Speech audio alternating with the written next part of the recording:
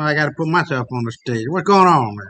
What's up, my man? How you doing today, man? Long time no Man, see. you got it. You got it. Yeah, I got to apologize because I was still going through what I wanted to present tonight, but I think, and I know you're going to be very, very happy.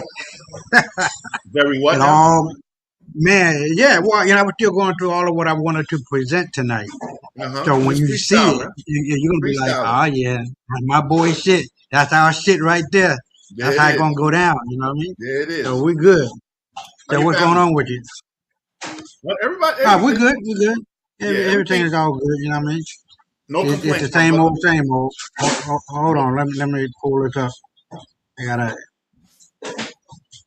No, hold on. I got the damn speaker. Hold on for a second. Yes, sir.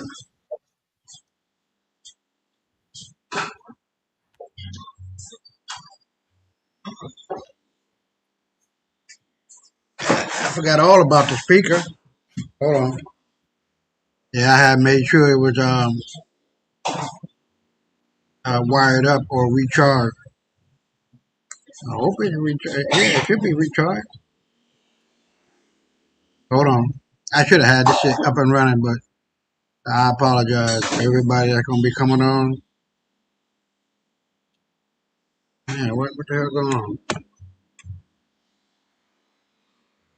I don't know if you can see it. No, I can't see nothing. Here we go. Here we go. Oh yeah, you got to see it now. So say something right quick. 1 2 1 2. Mic check. Mic check. Okay, okay, yeah, there we go. All right, so what's going on, man? Man, you gonna tell me, And man, you what we gonna getting tell into me, man, today? Well, the way it's looking, the Q thing just might be real. We're going to be talking about Baba Banga or whatever her name was, the futurist that could see into the future. What's the name? Black supremacy, black superiority, and black dominance that is up and running and getting stronger every day. Yes, You sir. can't do, you can't stop this. It is the will of the people, and the will of the people, our people, is Mm-hmm. to dominate once and again and forevermore. We ain't going back. Yep. I can honestly tell you, those who will be listening in the future or today, Black Power is here to stay, baby. We ain't going no damn well, and we're gonna beat the shit out of anybody that's not right, just, or true. So we're gonna beat the shit out of you with that stick of justice. You got? Are we saying we're perfect? No. There's still gonna be people raping and shit, but not to the extent that it's been going on with the Epstein file. We're not gonna be. There's gonna be still murder going on. It ain't the most perfect utopia, but I can guarantee you it'll be a just society the way it should be.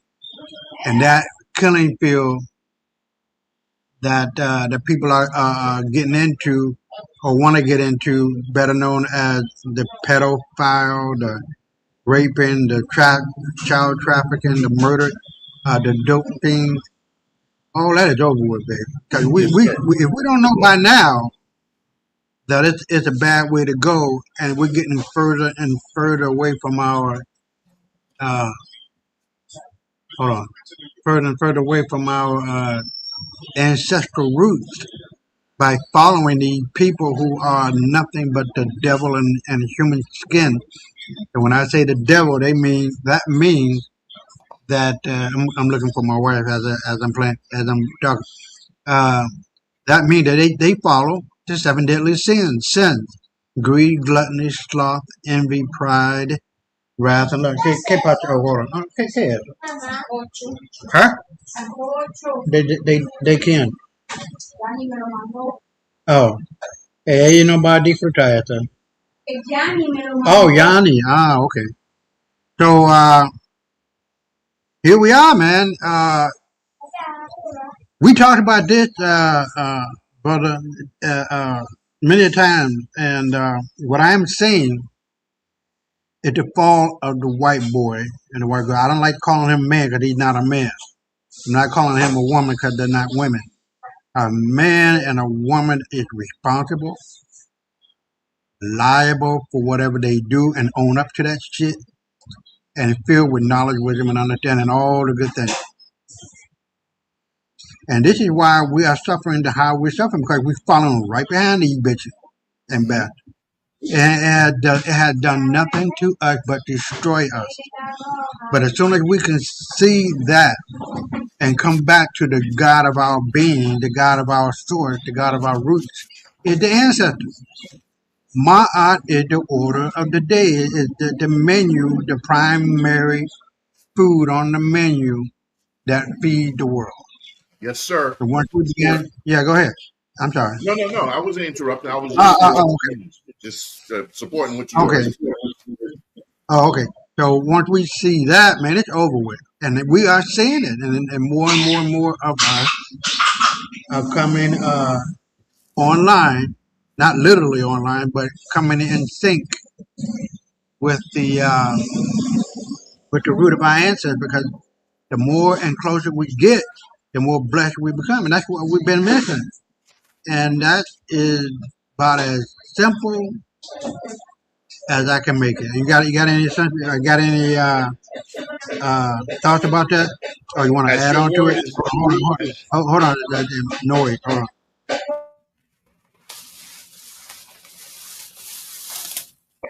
Okay, yeah, go ahead. I'm sorry. everything you said was word is bond.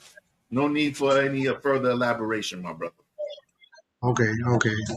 So here we are, man. So I'm glad you here, because I was kind of uh concerned about tonight. If I Why? can, I can do it myself, but it'd be good to have. Hold on, what's this? It's easier with two monitors. What the hell is this? It's easier, with you, because you're Thank you, gonna brother. give some credence to what I'm saying, and also the background and the foundation, adding what you need to add to make it stronger. So Right. here we are. We're gonna run through the two YouTube videos. They're not that very long. It's only like a half an hour for both of them. And then Okay. when they get into the X Files, and then get into the real ones where they talk about Baba Vega, Venga, something like that. She was I guess you can call her a prophetess, but she was seeing into the future and what that Right. means, what that holds for us. So without further ado, man, if you got anything to say, I'll just start the first video. When are we going to get into the alien files that Trump released yesterday?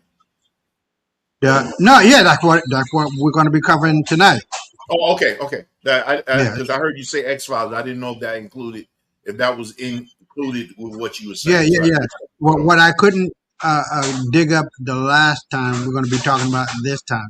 So they okay. really, I'm kind of miffed still about losing my Facebook, but the people that I connected with this time around, they blowing the horn, man. I'm like, damn. All right, well, maybe it might not be that bad. Mhm.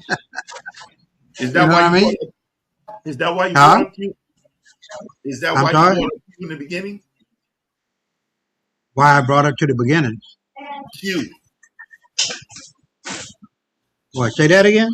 Is that why you brought up Q in the beginning? Oh, True yeah, or not? more or less. But we'll see how it be. All right. Let's go. So, I'm ready. okay, all right, bet. I'll be right back. This is 4 minutes long. Okay, bro.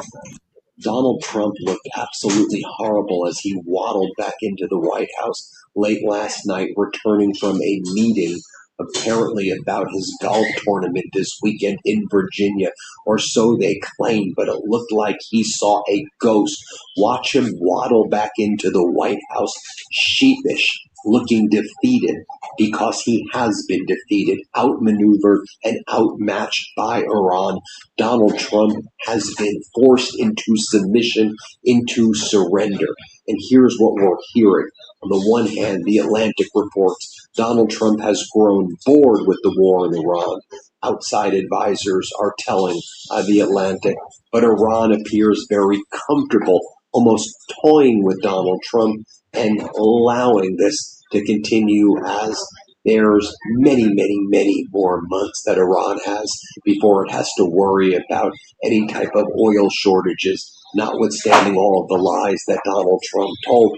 On the other hand, you have Bloomberg reporting that Donald Trump is now changing his overall approach, as he just wants to desperately end the war with Iran before his trip to China, because he wants to please Xi Jinping and just wants it all to go away. Why doesn't Iran just let it all go away? Why can't they just agree to my terms after I agreed to their 10-point framework? Donald Trump now just wants to reopen the Strait of Hormuz. That's Trump's only goal at this point. And he said, yeah, we could talk about the negotiations over nuclear material later. And Iran says, you will never get a deal ever when it comes to nuclear material better than what we gave Obama. And now we control something more important to us than even the nuclear material. We control the Strait of Hormuz, which is more powerful than 1 million atomic bombs. That's what Iran's leadership is saying. Now, as I mentioned, Donald Trump looking bullied and battered and forced into submission. On the one hand, he's getting checkmated and outmaneuvered by Iran. Similarly, he's getting pressured yet again by Netanyahu and the Saudis and Arab nations. You got to go back and do something with Iran right now because you've left all of us in a bad situation and you look so utterly weak and pathetic. Now, Israel is telling their Channel 12 news through top-level government sources there. Israel believes a deal with Iran is unlikely given Donald Trump's weakness, and has told the U.S. that any return to war must include strikes on Iran's entire energy infrastructure within 24 hours. This according to Channel 12. Here we go again. Netanyahu once again pressuring Donald Trump to engage in more war crimes and this catastrophic war. Several Arab countries, likely Saudi Arabia, UAE, and some others, are also said to support targeting Iranian energy infrastructure. Israel has now moved to maximum alert after the latest exchange of fire in the Strait of Hormuz. Channel 12 is reporting. Perhaps that's why Donald Trump looks like he's been seeing ghosts. I mean, look at him. He looks utterly defeated and pathetic. This is how the White House pool described what went down. Trump exited the plane, or Marine One, waved to the press and raised his fist. He did not answer shouted questions about whether he heard from Iran tonight. Donald, didn't you say that things were going great with Iran? Isn't that what you said earlier? Oh, hey, this is real. Donald Trump's Defense Department, they're taking credit right now for the Shahed drone, for inventing Iran's drone. I kid you not, the Department of War, really the Department of Defense, says American warfighters will always have the technological edge. And it's a picture of an Iranian Shahed drone, and it says American innovation. I mean, how utterly weak and pathetic is this? I mean, look what Iran's foreign minister spokesperson is saying. Vermin-like nocturnal scheming and naive euphemisms such as a light slap can do nothing to erase the profound disgrace born of narcissism, greed, reckless miscalculation, and lawless irresponsibility. The consequences of whimsical adventurism and roguish behavior have now become clear to the entire world.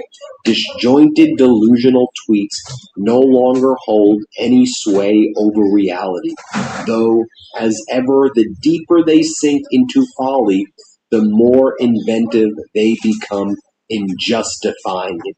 If you see the lion's fangs protruding, do not imagine that the lion is smiling.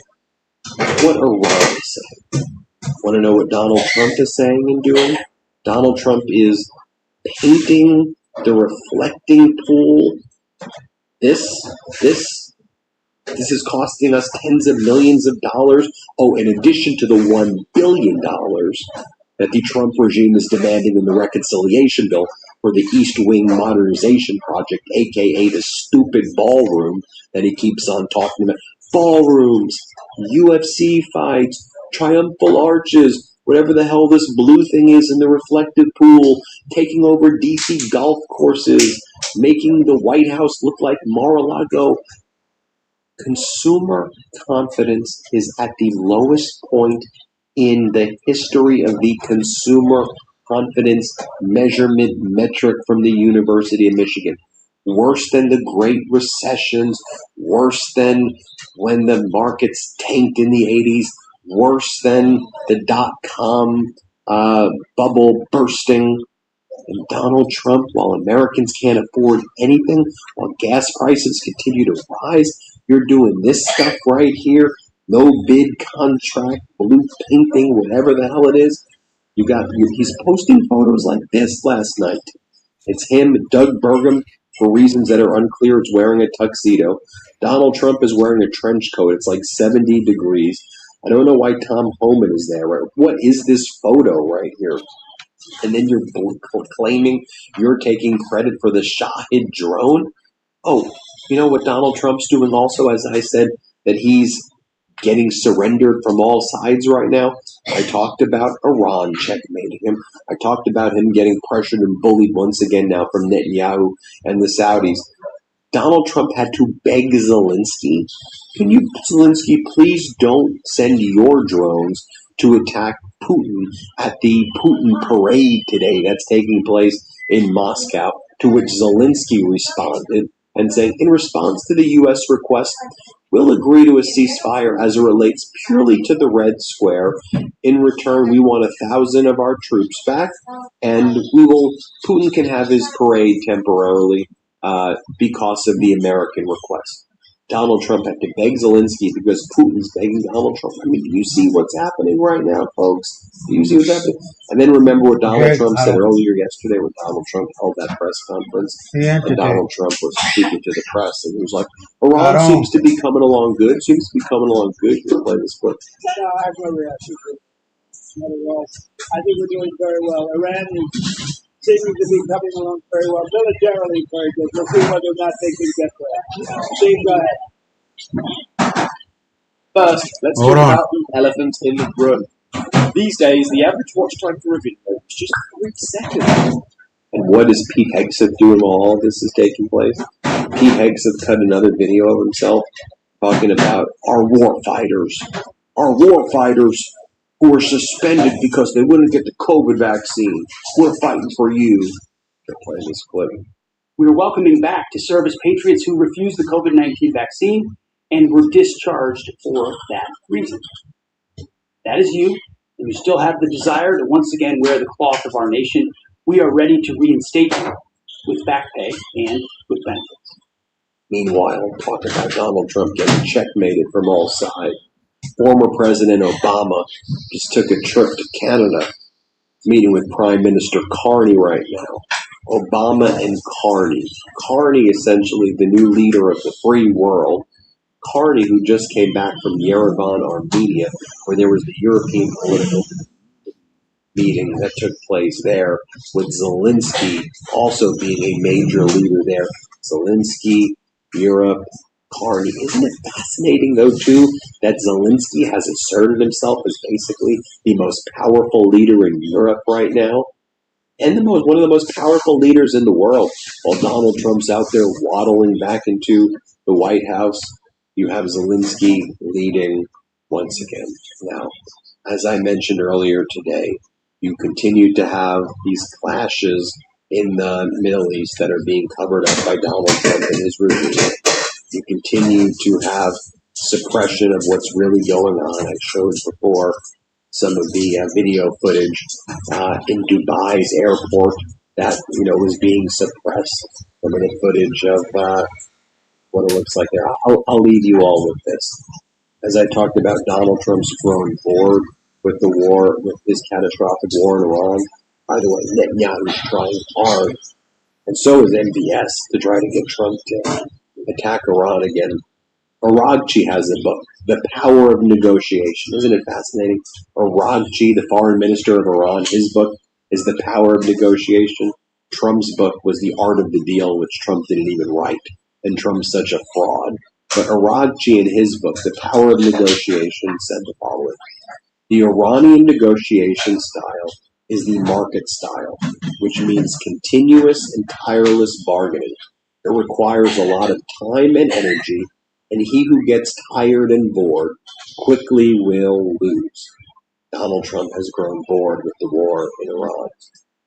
They had a psychological profile on Trump. They knew how to hit him with the social media posts, how to meme him, how to do the Lego videos, how to swarm him over there. And then I'll do a video in 90 minutes as well. I hope you will watch it, where Foreign Minister Aragchi has been meeting with leader after leader after leader, his counterpart, foreign minister after foreign minister, one by one.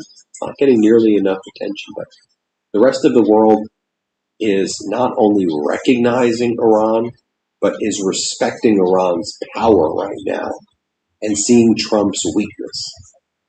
It's Atlantic City, Trump bankrupting Atlantic City all over again, folks. That's what's going down. Hit subscribe. Let's get to 7 million. Thanks for watching, everybody. Love this video? Support independent media and Okay, do you have anything to say, man? Propaganda. Hey, what's up, brother? I'm scared. Hold on for a second. What's up, brother Willie? I really appreciate you being here, like always. Yeah, go ahead, man. Propaganda. So say that again? Propaganda. Oh, propaganda. Yeah. This whole I've been telling you this from the beginning. I don't know how you feel about Trump. I feel he's a genius. If you feel different, I don't care. We'll see, man. I think he's a fucking idiot. There ain't no damn way that he can be a genius and he goes bankrupt 7 times, get $400 million from his daddy or his parents, and fuck that up. And he's a thief, and he's been stealing billions from the coffers of America. He's no fucking genius to me, as far as I'm concerned. Now, Okay. as far as the Q shit goes, I have no idea. I think it's bullshit too until I see otherwise. But Okay. go ahead, man. Okay. The reason why I say what I just said is because if you notice how he allows himself to get into situations where it seems like he lost. So remember them 34 count indictments? Right. You know that was undone. Hold on.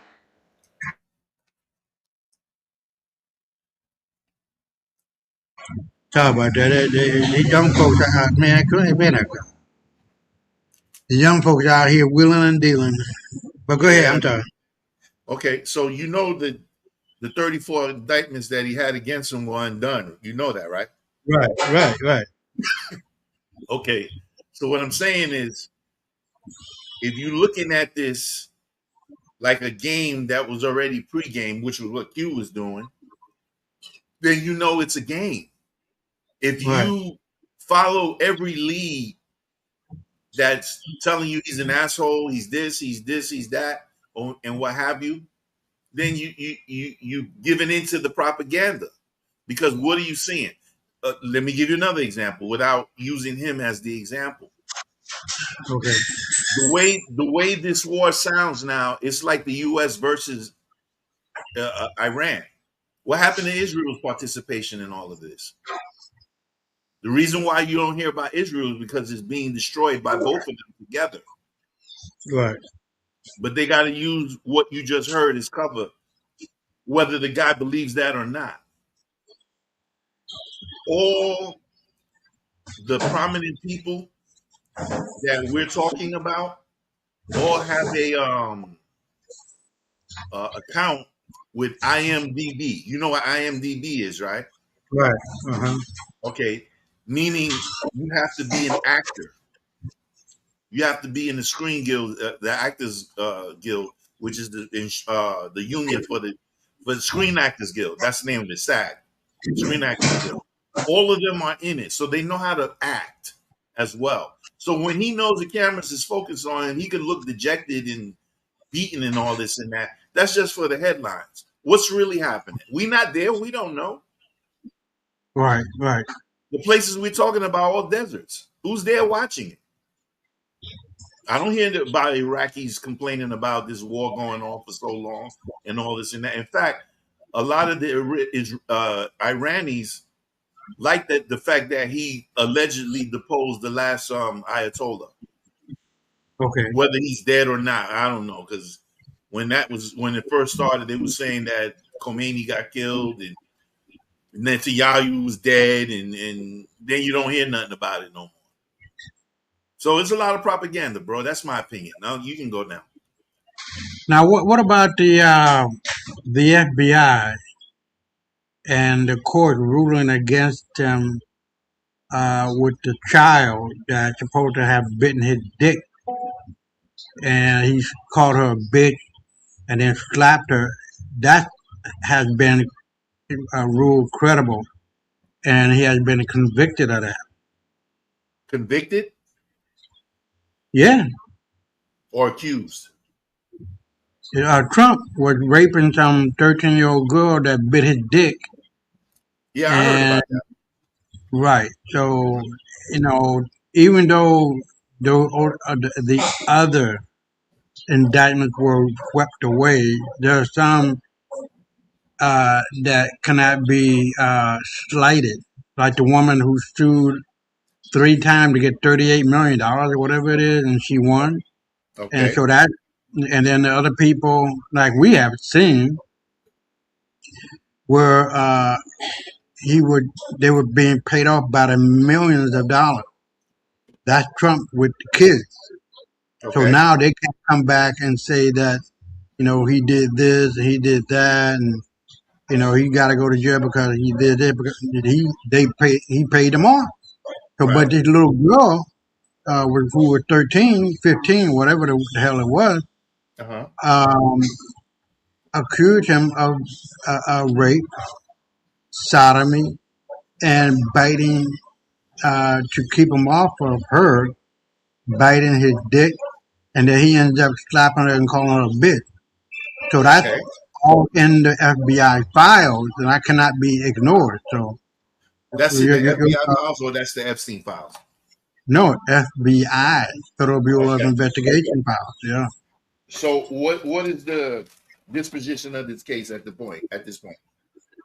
That's what the holdup is, and why he doesn't want the Epstein file to be out. As far as I can see, and what I've been able to, surmise from everything, Uh-huh. that once that's out, and once you see him on tape, that's undeniable pedophilia, and Okay. he's knee deep to a gopher's ass, along with Gates and Fauci and Obama and Mike Obama, Hmm. all them bitches. Okay. It's a hell of a thing, man. And Well, I look at it to like be this. honest, yeah, go ahead. I'm sorry. I look at it like this. Okay. If you believe, and you've heard me say this 1,000 times already, if Right. you believe that his mandate is from the Galactic Federation, then he's been tried by the Galactic Federation and given immunity to finally put all of these pedos away. Robert David Steele has always maintained, and I've said this numerous times, I don't know if I've said it to you before. Robert David Steele, you know who I'm talking about when I talk about him, right? Yeah, more or less.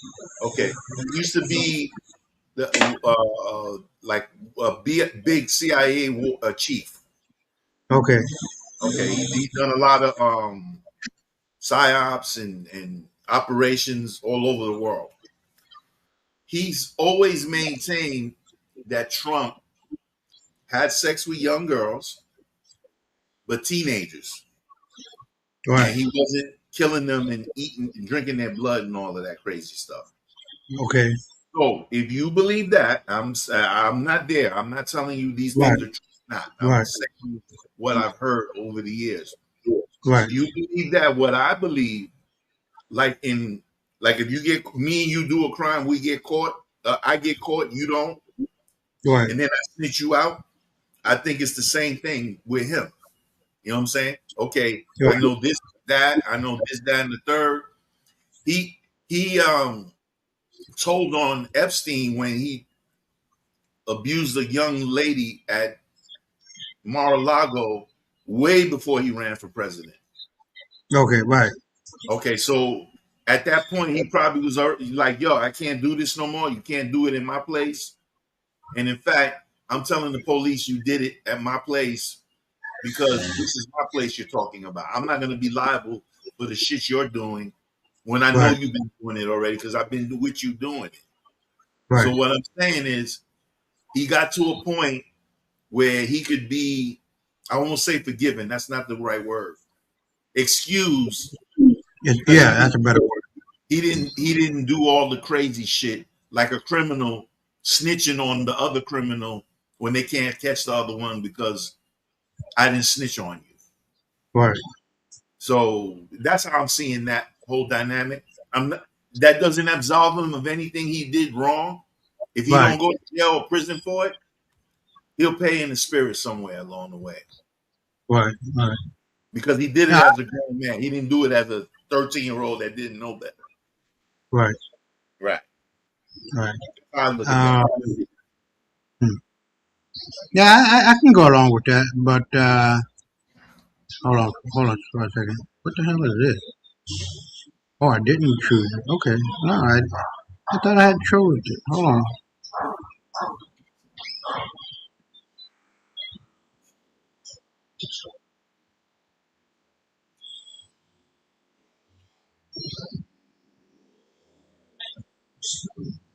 So we'll go into the next video, and that'll be done, and we'll go straight into the X Files on Twitter. Okay, bro. Right back. Okay, I'll be right back. All right.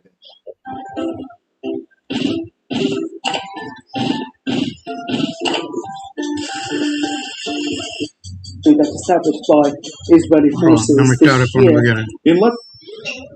6. And the myth of the invincible occupation army has once again been shattered on the jagged rocks of southern Lebanon.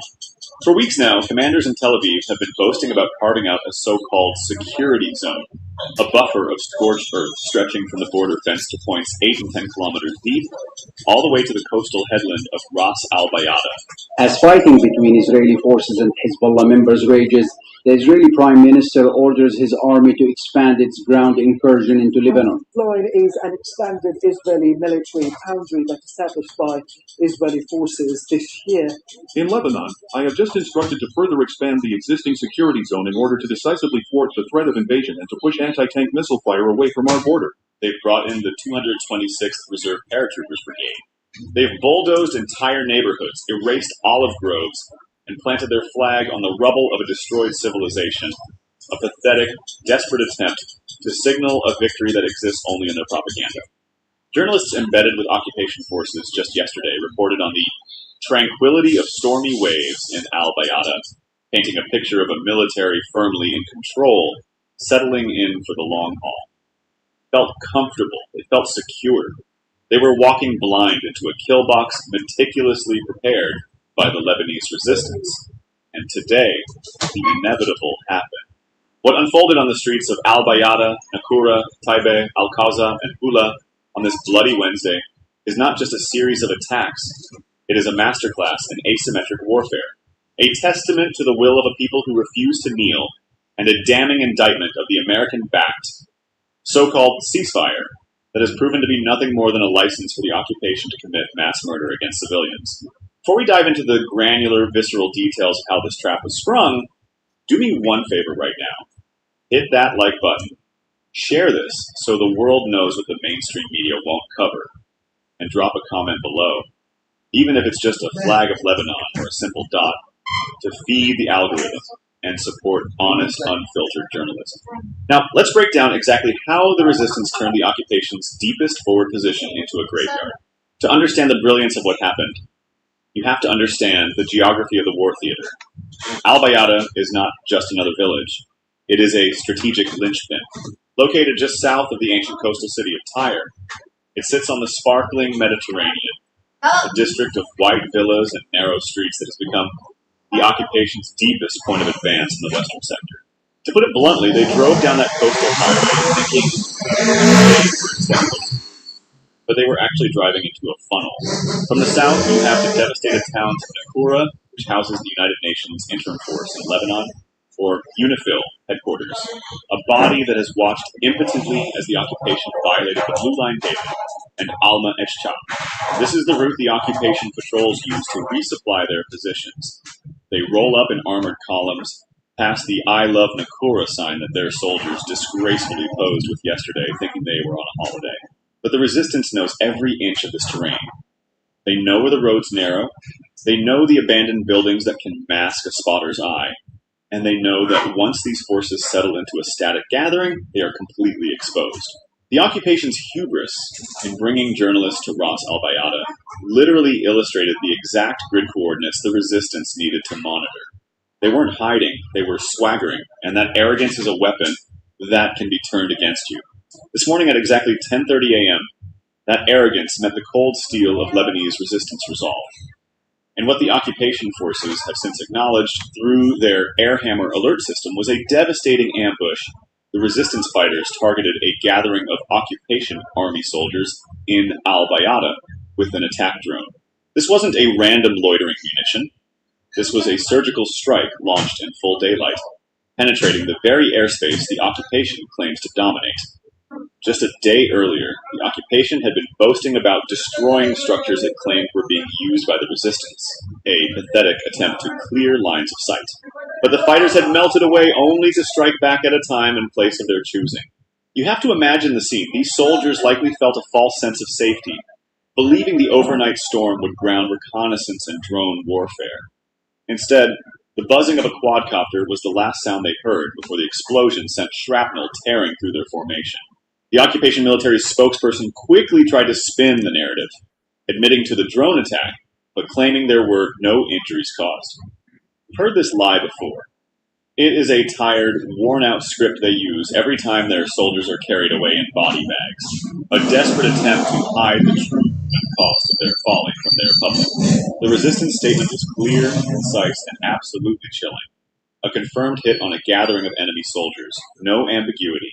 But Al-Bayada was just the opening salvo. The resistance clearly planned a coordinated, multi-axis punishment to stretch the occupation's logistics and crush their morale simultaneously. As the smoke was still rising over the coastal sector, focus shifted inland and the tempo intensified. At 1:15... Hold on.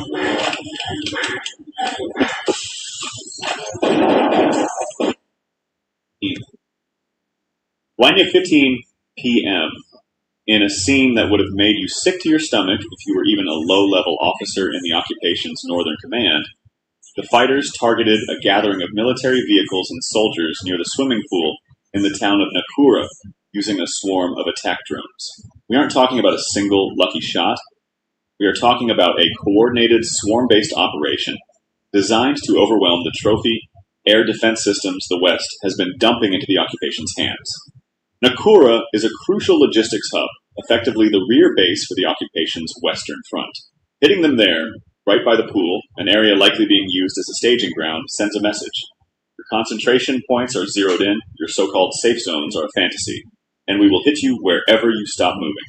The psychological impact of a swarm of suicide drones descending on a rest area cannot be overstated.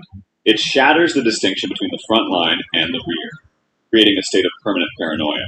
While the western coastal axis was burning, the resistance turned its attention to the rolling hills of Taibeh and Al-Qawsa, as well as the volatile eastern sector near Hula. These aren't just random names on a map. They are villages that have been the scene of intense artillery duels and occupation demolitions since this latest round of aggression began on March 2nd. At 12:40 p.m., a Hummer vehicle belonging to the occupation army in the town of Taibeh was struck by an attack drone. You know the Hummer? It is a lighter, more mobile transport, often used by the engineering corps or the units overseeing the demolition crews and the theft of agricultural land. Seeing it go up in flames in Taibeh indicates the resistance is hunting down the enablers of the scorched earth policy, the ones driving around setting the charges to destroy Lebanese homes. Then at 8:30 a.m., earlier in the day, a troop carrier in Al-Qawsa was hit. And then again at 10:30 a.m., the occupation suffered a direct hit on a military vehicle in the Al-Dawawir area of Hula. The precision is staggering. These are not barrages of unguided rockets. These are precise first-person view, or FPV, drones hitting specific vehicles. The Lebanese resistance has long used hit-and-run tactics, but this is something else. This is a total denial of vehicle mobility. If you move a Hummer, you're hit. If you move a Namer troop carrier, you're hit. If you gather at a staging ground, you're hit by a swarm. The occupation forces are essentially being locked in place. And a soldier who cannot move is a soldier waiting to die. This brings us to the critical context that the Western media will bend over backward to ignore. Why this is happening. The spin from Washington and Tel Aviv is that these are escalations by the resistance, that they are trying to disrupt a fragile ceasefire. Let's be absolutely, brutally furious about this for a moment. There is no ceasefire. Ceasefire is a lie. It is a cynical, American-manufactured fiction designed to give the occupation time to regroup after the Iranian military and its allies forced them to a halt through sheer firepower. Since the so-called truce was extended by Trump, a man whose foreign policy is a transactional nightmare of blood and oil, the occupation has launched over 600 missiles, killing nearly 100 civilians in just the last few days. They have issued evacuation orders for 12 villages while simultaneously bombing those same villages. They killed 4 members of the Zelaya municipality with a drone strike on a family home. They attacked paramedics in Deir Kifa. Every single statement from the Islamic resistance today concludes with the same solemn, legal, and moral justification.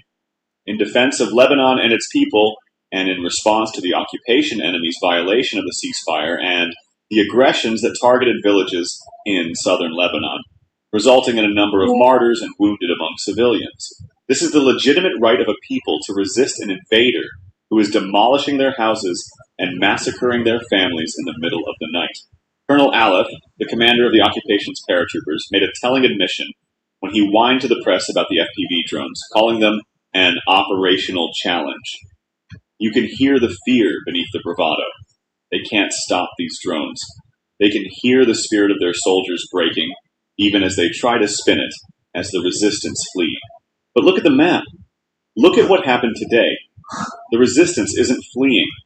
They are driving the occupation's technological superiority back across the border with cheap, precise, locally manufactured weapons. Let's focus on the town of Al-Qawza for a moment, because it paints the picture of the wider defensive belt. Located in the central sector of the border, Qawza overlooks valleys that lead directly into the occupation's deepest infiltration routes. Earlier today, the resistance struck a troop carrier there. This is significant because Qawza is a transit node. The occupation uses these border-adjacent villages to filter reconnaissance units deeper into the interior before they make the push toward the coastal plain. By destroying a troop carrier there, the resistance effectively served notice that the back roads are just as lethal as the main highways. Similarly, in Hula, a town that has witnessed some of the most ferocious combat since this ground invasion began, the strike on a military vehicle in the Al-Dawawir area at 10:30 a.m. shows that the occupation's forward artillery observers are being picked off with pinpoint precision. Hula is a high ground. Controlling it gives you a clear view of the entire eastern sector. The occupation wants it desperately. The resistance is making sure they pay for it in blood. The human toll on Lebanon remains the reason for this righteous fury. While the occupation media machine spins tales of wounded soldiers and statistical anomalies, the ground truth of Lebanon is one of mass death. Since the escalation on March 2nd, we are looking at nearly 2,700 martyrs and over 8,000 civilians. Over 1.6 million people have been displaced. The occupation has systematically destroyed dozens of villages, not for any operational reason, but purely for punitive vengeance, mimicking the genocidal blueprint they are simultaneously executing in Gaza.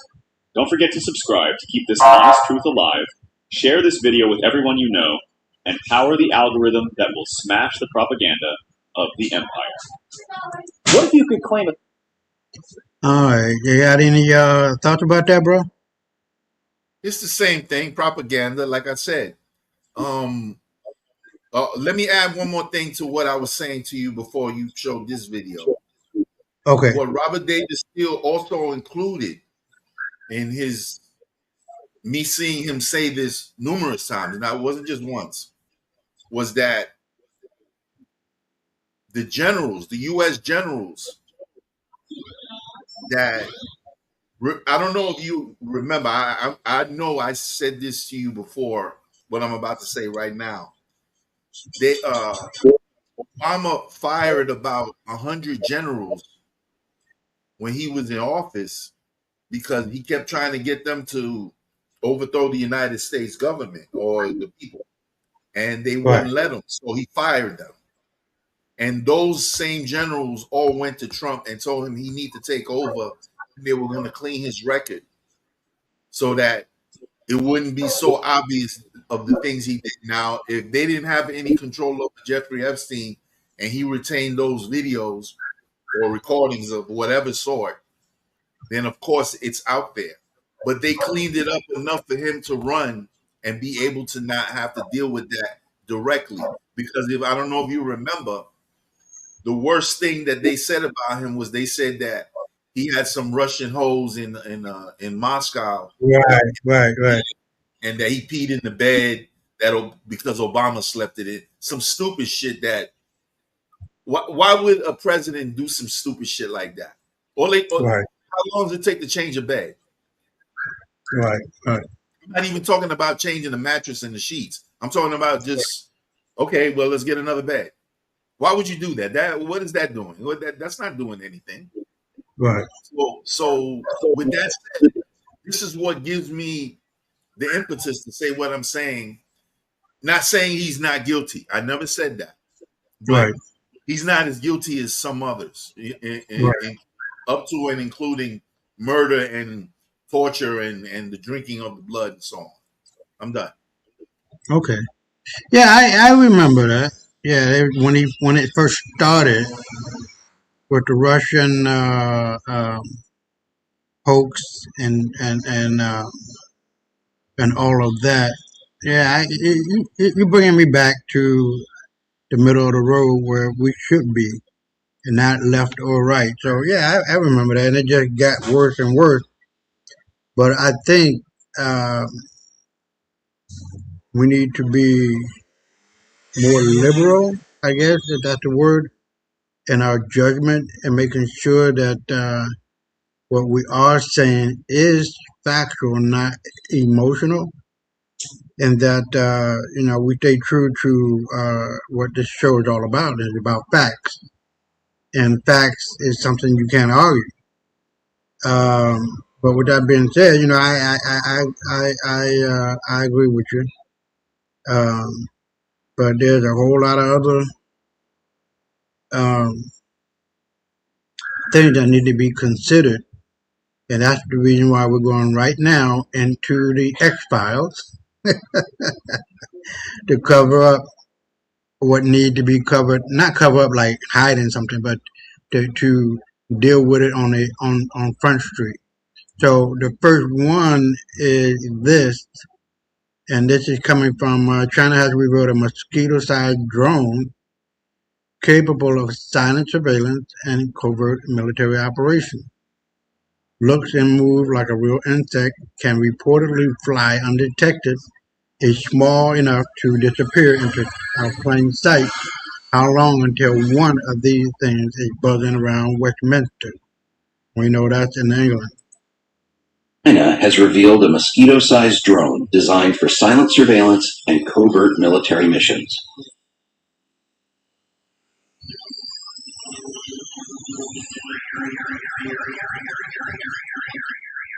China has revealed a So that's one. But as we go, it builds one upon the other. So hold on. Let's get that out of the way. Now,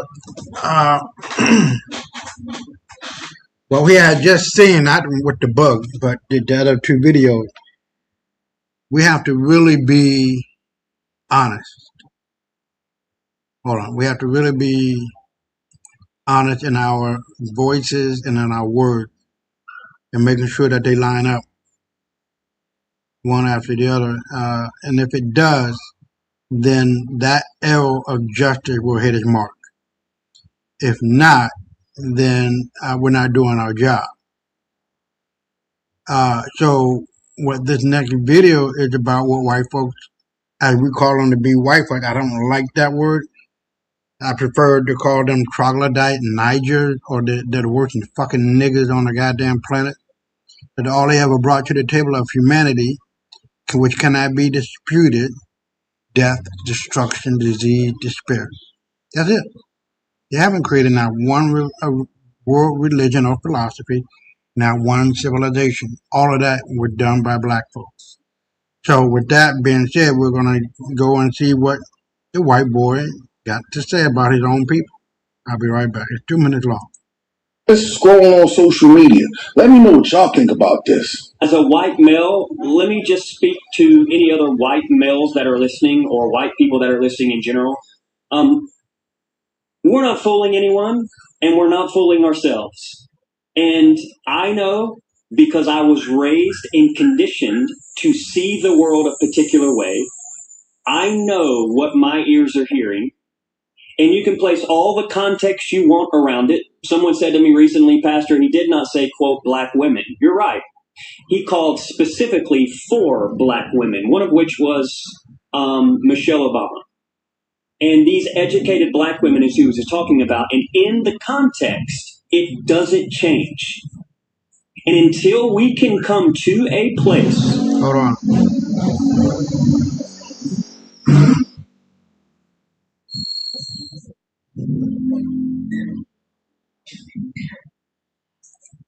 Where we acknowledge that rebranded, sanitized, polite racism is still racism. And the great Franciscan priest Richard Rohr says it like this. He says, you cannot heal what you do not acknowledge. And this is why it's so imperative when I see things like this administration and Trump and MAGA pushing to remove images of slavery from museums. We're regressing. We're moving backwards. And he knows what he's doing. This administration knows what they're doing. And I'm learning more and more that what this is underneath, what it is white supremacy. And a part of the reason, perhaps, many of these leaders, these white male leaders, part of the reason many of them are kicking and screaming and putting out the dog whistles, and I'm getting them, God knows the people of color are getting them, part of the reason I believe that's happening is because they are so terrified of one word, equality. Equality. Feels like oppression to them. Let me know what y'all think about this down in the comment section. Now, I can say this. That white supremacy is an overreaction to black oppression. That's all it is. They have always been the slave to the world. The word slave comes from the word Slavic, Indo-European, and that they have never been anything else. We brought them out of their all walking, all running on all fours. Couldn't eat, couldn't sleep, couldn't talk, didn't have no name, last name. They definitely rarely had a first name, and they get their names from us. They just started speaking about 1,000 years ago. So no, this white Baja has some Bahalo. And so this new guy, white boy, is talking about all this shit is in a nutshell admitting to the fact that they have mental problems. Their parents and grandparents, great-grandparents going back 300 years or so, lied to them about being white. They're not white, they're not Asian, they're not Anglo-Saxon, they're not Caucasian, none of that. All of those terms, especially white, were reflective of black people, and being white was a economic status. So it had nothing to do with the color of your skin. That came later. So they've been living a life of lies and deceit per the subtitle of my book for a very long time. And it's hard for them to accept the fact that they ain't shit. That's the problem. They ain't shit, never been shit, and never will be shit. Just a pile of shit is all they do. And they do it very well. They lie, scheme, and connive, and propagate propaganda. They do the narrative spin to try to make them out to be more than what they are very well. And if you fall for it, and if you're not coming back home to the root of our tree, of our ancestors, they got you. So more than likely, you're going to say, well, niggas ain't shit. Niggas, yeah, and they are Neanderthals, brother Willie. That's all of what they are, man. It's unreal that we cannot shake this shit off, but I think we are. I think we are. I And thought the you said idea, troglodyte before. huh? I thought you said troglodyte before. Yeah, no. They are Neanderthals. But you know, I would take that as a critique, but based on what our ancestors called them, they called them Tamahus, Urugus, and some other name. We had no respect for these people. None. It's like taking a fucking goddamn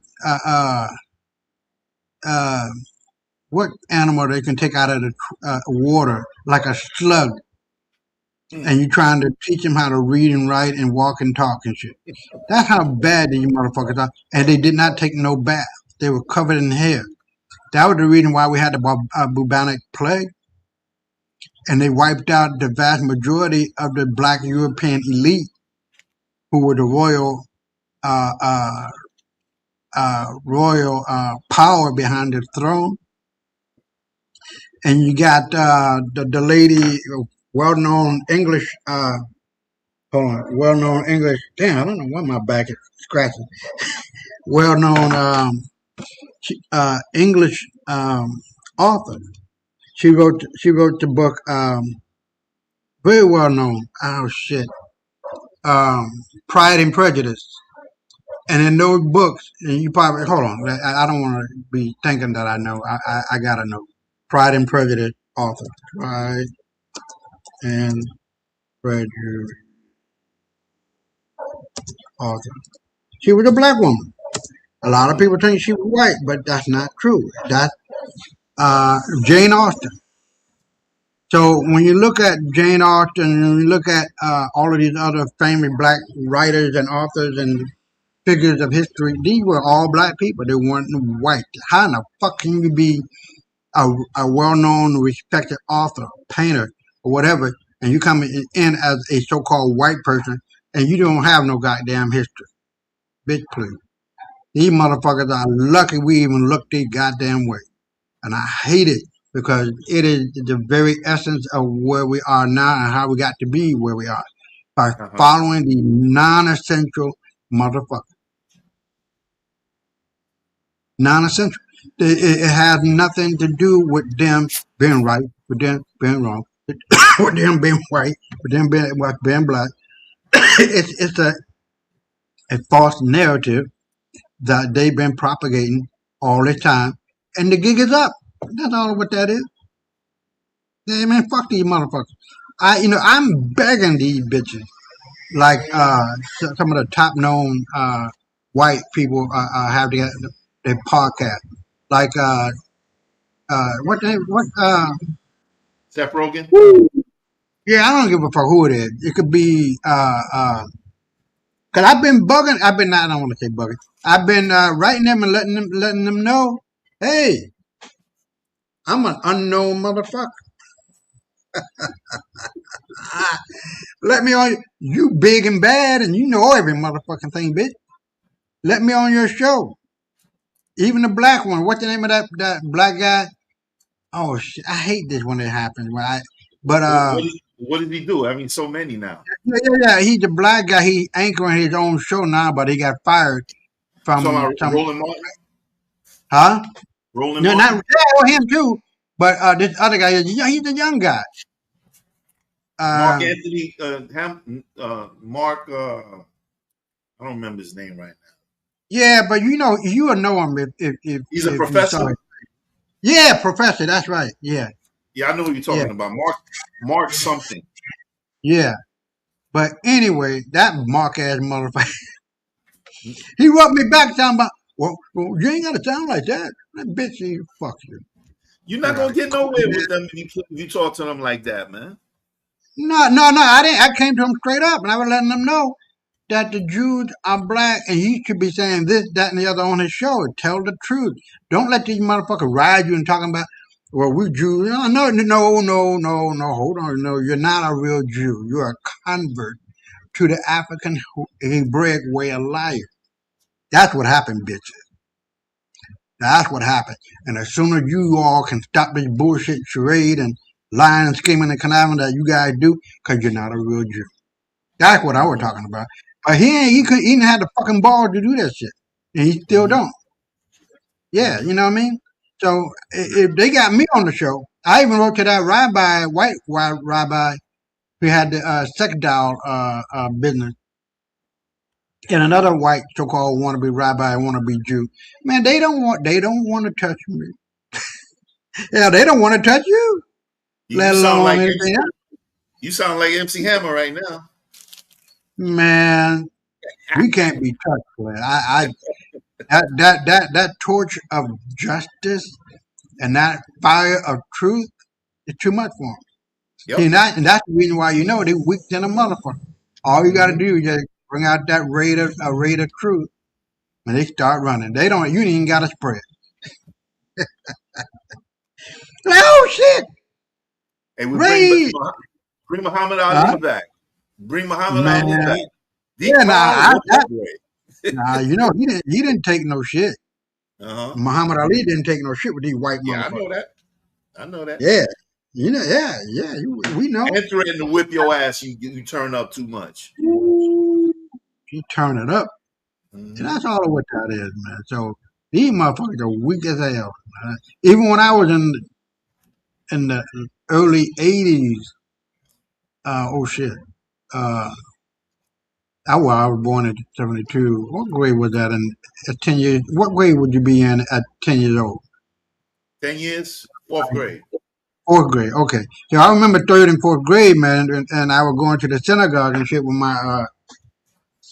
my tally and all of this, and doing whatever we do, and we would sometimes be in collusion with the fake ass Jews just to be vibing and shit, and then they had the nerve to tell me, "Well, how are you a Jew?" Well, bitch, what the fuck you mean? How am I a Jew? What kind of bitch shit is that? You are the one that we converted, bitch. Don't get started. Don't get it twisted. I didn't give a fuck. I remember all that. See, that's what I'm trying to tell you, bro.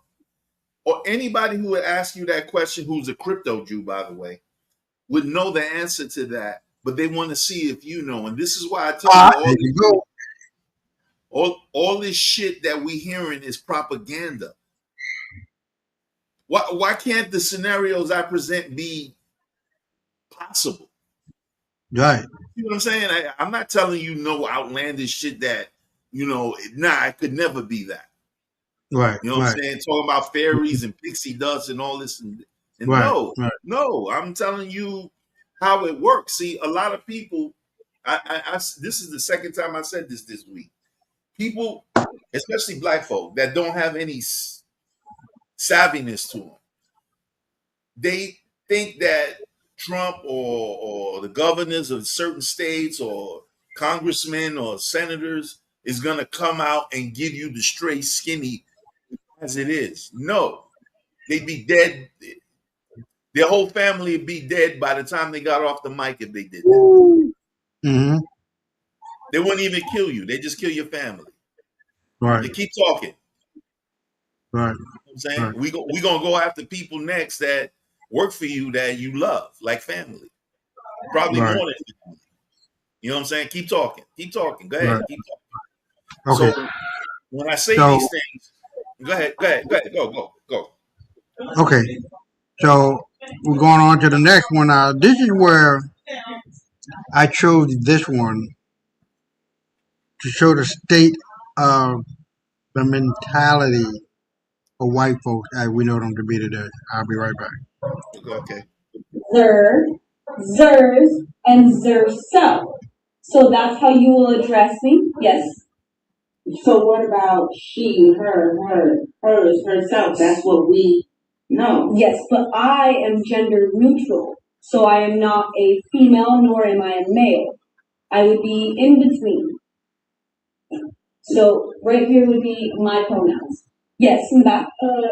So I'm sorry, I'm confused. Are you Mr. Darren, Miss Darren? No, I am Teacher Darren. There would be no Mr. or Mrs. in front of that, just Teacher Darren. What do you mean this student? They haven't created that word yet, but you're on the right track. So it is just Teacher Darren for now. Yes. You look like a pretty lady to me. Well, thank you. Most people would take that as a compliment, but I am gender neutral, so I am not a lady. I can be pretty, but not a lady. Yes. So you can't be pretty, or I said I can be pretty. you can be pretty and you can be handsome, but you are not a she that is pretty and you are not a he that is handsome. Correct. That would make no sense. I'm confused. I guess I'm. What are you confused about? I'm confused over the whole thing. Why do we have to learn this? Well, because this is how the world is changing now. So the world progresses and we progress with the world. Yes, in the back. Can we just call you by what you look like your pronouns are? No, because that would be disrespectful. So my pronouns are Z, Zer, Zer, Zers, and Zersel. Or you can just call me Teacher Darren. Yes. I think the last is funny, so. What does that mean? What? Yeah, is that when you identify as a cat? Say it. Oh, is it like her or is it like Yeah, the last name. yeah? What's that one? That was very funny. Say it again, that's funny. So my pronouns are Z, Zer, Zer, Zers, and Zerself, and these are the ones we're focusing on today. So it's all about you? If we're on the subject, I feel like we should learn about them all, not just yours. Especially the one at Seems the bottom. very selfish at this point. Yes. It's kind of disrespectful to like put stuff in our faces and into our heads that we don't necessarily want to align with or learn. No, it wouldn't be because that's the way the world works. This is different. Teacher Darren. Yes, in that. So I'm gonna do my best with the Z Zer stuff in the classroom, but if I were to use that in front of my parents, they're gonna get really mad. So is it okay by you if I call you like she or her behind your back? No, it is not. Yes, in the front. I don't know, you don't know my mom or dad. If I told them this, they probably come up here and you probably won't have a job. Is this part of the curriculum now, or is this something you want to personally teach us? It's part of the curriculum in my class. So question, like which bathroom do you use? The teacher's bathroom. No, like boy or girl? The teacher's bathroom. The employee's bathroom. What about like when you're at the mall or at a restaurant? I don't see how the bathroom is the issue here. I do, because we trying to understand this too. We don't. I'm not really talk. This is crazy. I mean, That's okay. I'm here to answer any questions. it's not okay. You didn't answer the question. In the back. So the question is, am I gonna run into you in the bathroom, or is Daryl gonna run into you in the bathroom? Well, you won't because you're not allowed in the teacher's bathroom. Like I said, what about when you're at a mall or a restaurant? Well, I don't see what bathroom I use is any of your You business. said you were going to answer any questions we had. Right, and my answer to that is that I don't ask you about your bathroom problems, and you don't ask me about mine. Well, I didn't ask you about this. Man. Please explain this dumbass shit that white folks love to be in. Can you explain this bullshit? Well, the way I see it, bro, is like this. Last week, no, a few days ago, I won't mention where, but I was at a place and I asked for a specific person, and the person that I'm talking about is gay. Nice person. It has nothing to do with whether I like them or hate them or indifferent way. And the person that I asked told me, "Oh, they are on vacation." So I kind of looked at him strange when he said the answer. I said, I asked for one person, right? And then he got into the same explanation that we just said about they. Because if it's a person Right. who's non-binary, then you're supposed to address them as they, even if it's one person. And what I tell people, if I get the pronoun wrong, is forgive me. I've been doing this my whole life, and I've never had a problem till right now. If you're gonna hold me to that, then I'm gonna apologize every time I make a mistake, because I'm not gonna get into this. I'm this and I'm that, and you gotta change your.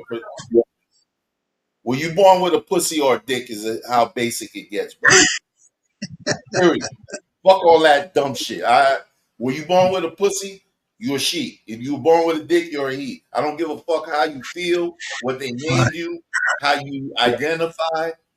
You either have one or the other, unless you're one in a 10 million hermaphrodite or some shit like that. Right. That's not my business. I'm not here to determine what sex or what you would be under. You know what I'm saying?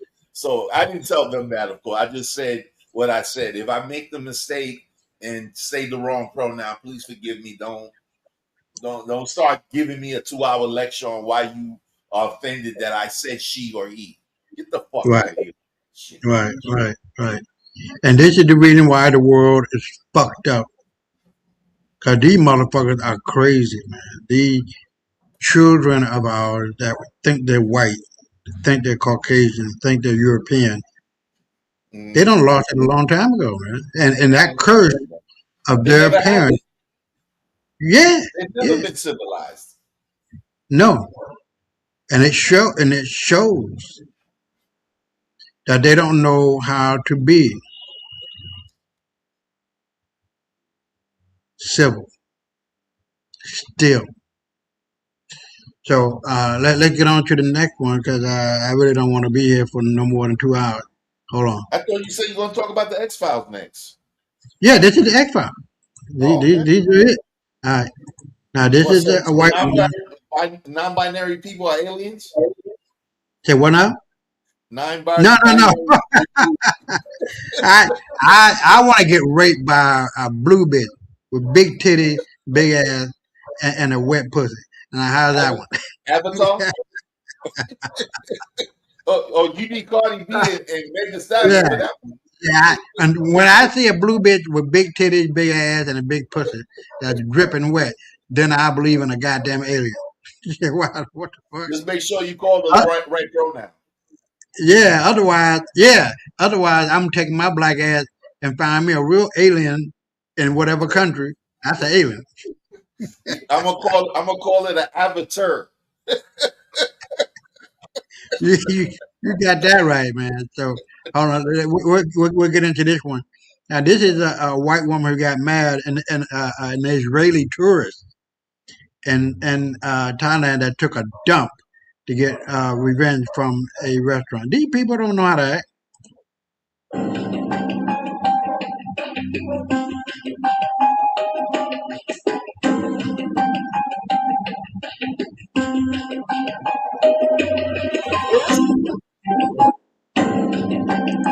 These people don't know how to act, man. Fuck these motherfuckers. And I've seen a meme that said that we lost out of the 8 billion people, the population had dropped by 3 billion people, and this is what this guy coming to, or 4 billion now, what they're talking about, and it's on its way down. So hold on, let's get into it.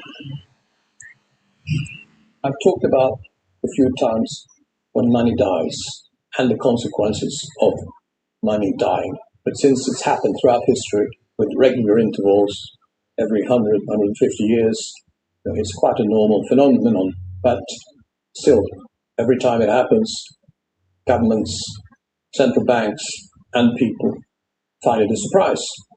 It shouldn't be if you read history, but nobody reads history, of course. And if they have read history, they think it's different today, because they live today. Now, I want to talk about something else dying, which is people. Sounds pretty horrible, but that's a fact, of course. We all die, so that's not the problem. But I want to look at the evolution of the global population over the last few hundred years or even a few thousand years. If you look at the graph here, human population has gone sideways for a very long period of time, just around or below the 1 billion mark. And then from around 1850, population grew from 1 billion up to 8 billion today, a massive growth. So what was the reason for that? Well, obviously, the main reason was energy. The world discovered energy, and therefore machines and automation and manufacturing, etc. No more needed one person to do all the work, manual work, but instead we had machines that could do it for us. And that's why population increased dramatically from 1 billion to 8 billion. Now, if you look at this graph, it's a straight line, it's a spike. It has hardly slowed down a little bit now lately, but you can't even see it. And now, any graph that goes straight up and a graph that's taken on a big sample, like in this case, sample of the whole of the world population, that kind of graph does not continue straight up, and it doesn't just stop and go sideways either. What is more likely, before it continues growing again, that we see a proper correction. And when I say proper, that's not just a few 100 million or a billion. I think this graph will correct by 30, 40, even maybe 50%. So we could see world population going from 8 billion to 4 billion. Of course, that would be absolutely catastrophic for the world. 4 billion people dying, or dying prematurely, or 4 billion people disappearing from the global population. So how can that happen? Well, there are obviously many very clear causes for this.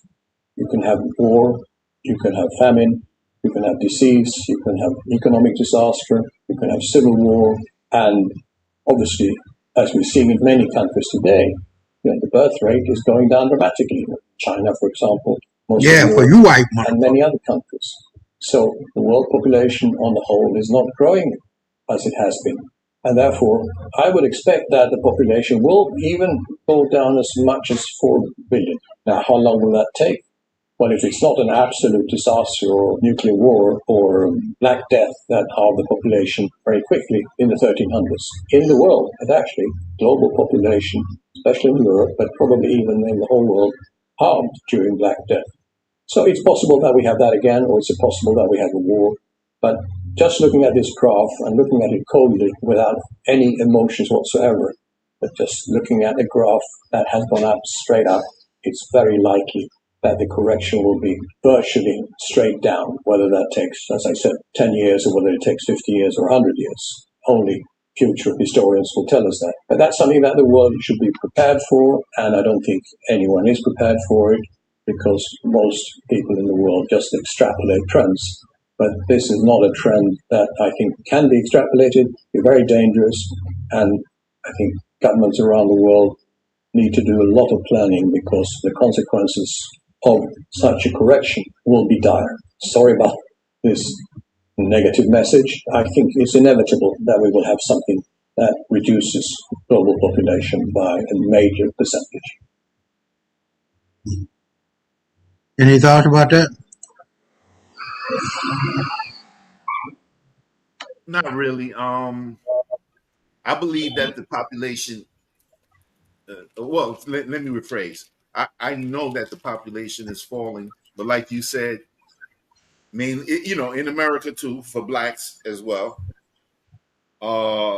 with the exception of Africa, because I believe only 7% of the African population, and when I say Africa, I'm talking about the continent, 7% of sub-Saharan people took the COVID test. So not to worry when it comes to needing women or looking for people who are not going to die as a result of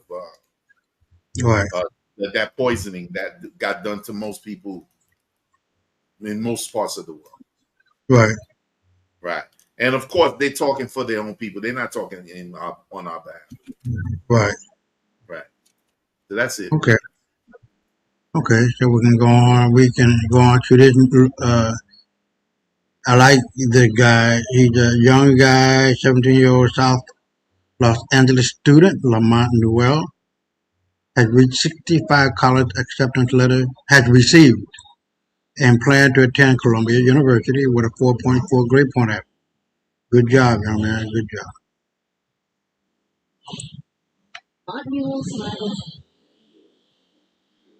He looks like a younger you.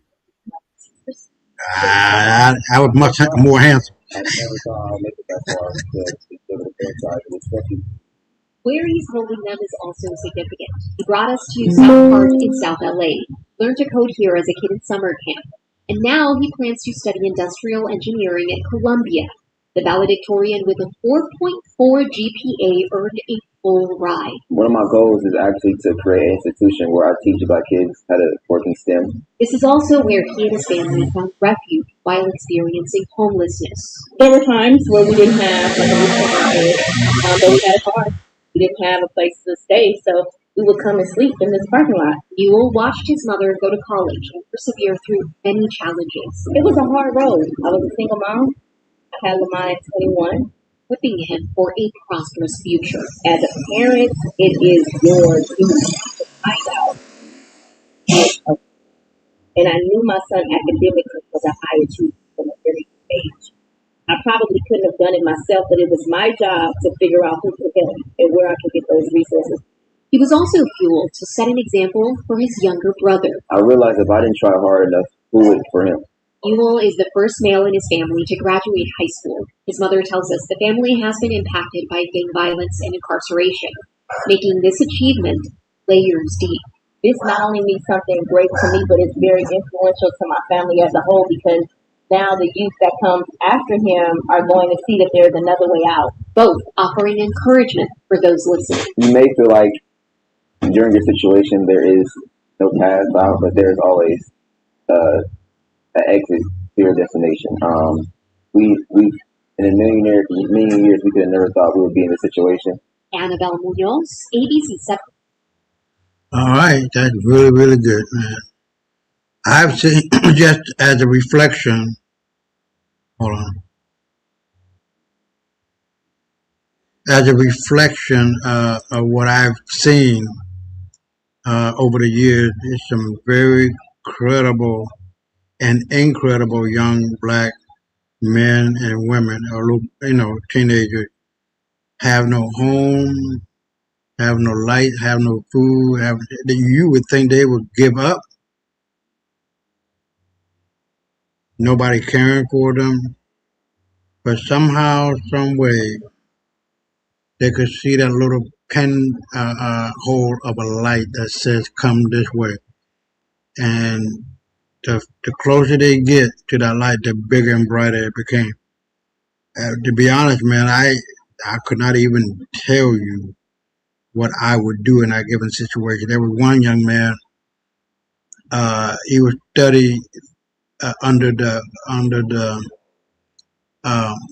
park lights through the night, and he had no place to stay with pimps and prostitutes and all that they had to deal with. And he was accepted into Harvard. Oh yeah, one of them. And that was a feel good story, man. More than likely, like both. Huh? More than likely, both. Yeah. I mean, I've read and heard a lot of stories about the young black kids with nothing, and they end up being the prime example of excellence. And these knucklehead motherfuckers got everything. They flunking out the school. They can't read and shit. What the fuck are you talking about? But there's no excuse for that shit. Mm-hmm. None. So here, if Baba Vanga, I guess how you pronounce it, is right, 2026 is going to be terrifying. The blind Bulgarian mystic allegedly foresaw this year as one of the most dramatic in modern history. Now, we talked about this, not her, but our prediction of 26, that it'll be the foundational brick for United States of Africa and Mama Africa standing up and taking over. By the end of this year, it's over with, man. the global South being headed by Mama Africa is going to be the flipping uh, switch that will light up the world and make it a better day. Because this is what we're talking about, the reset. It's the reset of white dominance that is based in filth and shit, and changing all of that to black dominance, black superiority, and black supremacy. That is a hell of a lot better than what these white wannabe motherfuckers can do. So let me finish reading this. Here's what she supposedly predicted. November 26th, a massive alien spacecraft, bitch, please, I think you're crazy. But anyway, entered Earth's atmosphere, bringing humanity first official contact. We're not that far from November. She described it as an undeniable proof that we are not alone. Catastrophic natural disasters, powerful earthquakes, massive volcanic eruptions, and extreme weather event that will reshape or devastate 7 to 8% of the world's landmass. Now, that earthquake and all of that, what we talked about and what I talked about particularly in my book, is happening on the West Coast and heading toward the East Coast. Escalating global conflicts, a major war or series of conflicts beginning in the East and spreading dramatically, shifting world power. We already know that, and we already see that. Rapid rise of artificial intelligence, AI, beginning to dominate key parts of society, economy, and decision making. We're already seeing record heat wave. Woo, and it's hot here, man. Intensifying geopolitical tension, renewed UFO UAP conversation, blah blah blah blah blah. So any thoughts about Baba Vanga? Whether if you believe in that or not, in predictions and Nostradamus and Edgar Cayce and all these people who have come before us and have made these predictions that have come true to one degree or another, then I commend you.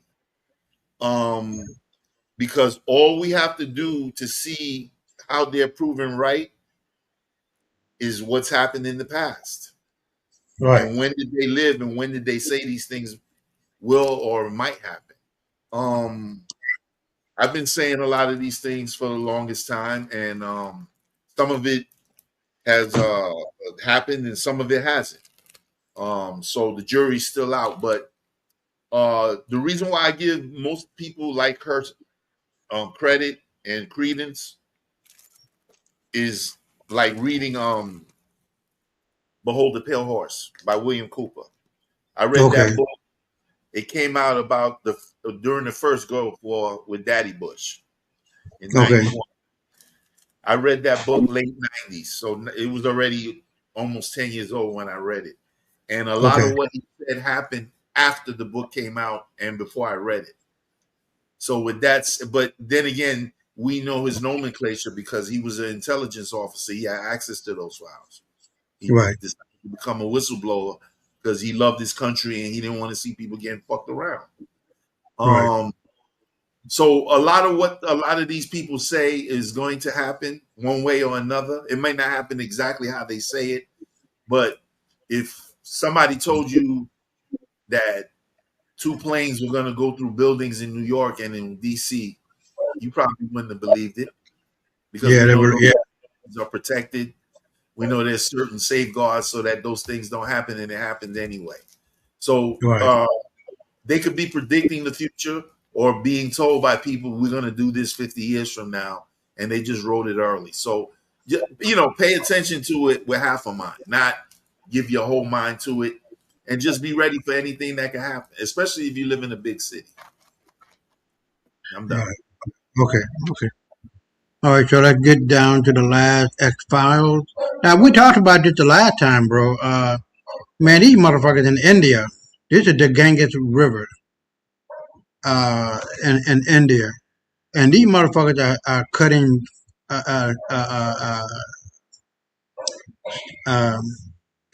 beef or whatever the hell, the cow meat, with their toenails, shitting. We seen her shitting in the goddamn food. I'm like, what kind of motherfucking monkey ass bullshit? I would never step my black ass up in India trying to see the Taj Mahal. Man, fuck the Taj Mahal. I'll blow that bitch up. But look, they got just one drain in India empties 150 million liters of human shit into the Ganges River each day. The Ganges River is nothing but a river of shit. That's all it is. 150 million liters per day. How many people's sewage is that? 1 million. So that's the shit of a million people flowing into the Ganga every day. Yeah. This is just one drain. Environmental scientist Rakesh Jaiswal has been campaigning for a cleaner Ganges for 25 years. Today, Ganga is more polluted than it was 30 years ago. And to last 24 years, I have seen the situation worsening only. No improvement at all. In total, drains along the Ganges empty 1 billion gallons of raw sewage and industrial waste into the river every day. Decomposing bodies make their way into the water from riverside crematoriums. And in Kanpur, hundreds of tanneries release toxic chemicals and heavy metals into the river, which is the city's source of water. Half of Kanpur city, including me, was getting drinking water from River Ganga. The water there was highly contaminated, containing city wastewater and also a contaminated discharge from TB hospital, tuberculosis hospital. Oh, wow. Yeah. Man, before we get into the Facebook videos, and this is where I was saying that a lot of my what word I'm talking about? A lot of my thankfulness is what I'm running into in regard to our history that is on par to what I was getting on my original Facebook page. But go ahead if you want to make a comment about India and these people, man.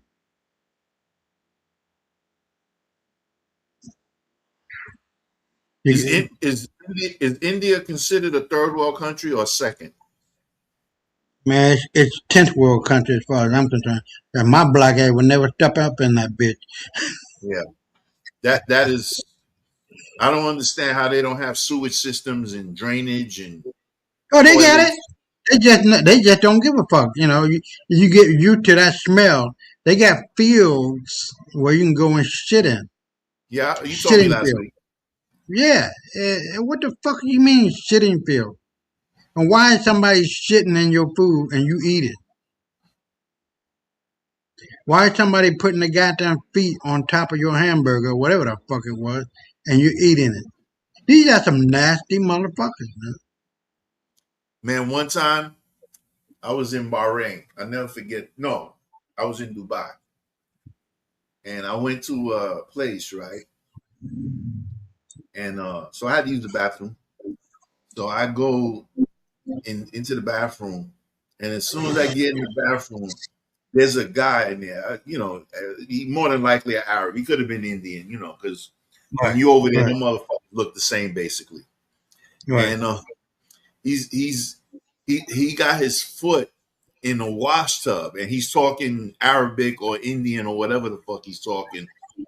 And I started dying laughing because he's washing his feet and it sounded like he was chanting like all the devils that ever existed, get out of my feet and whatever.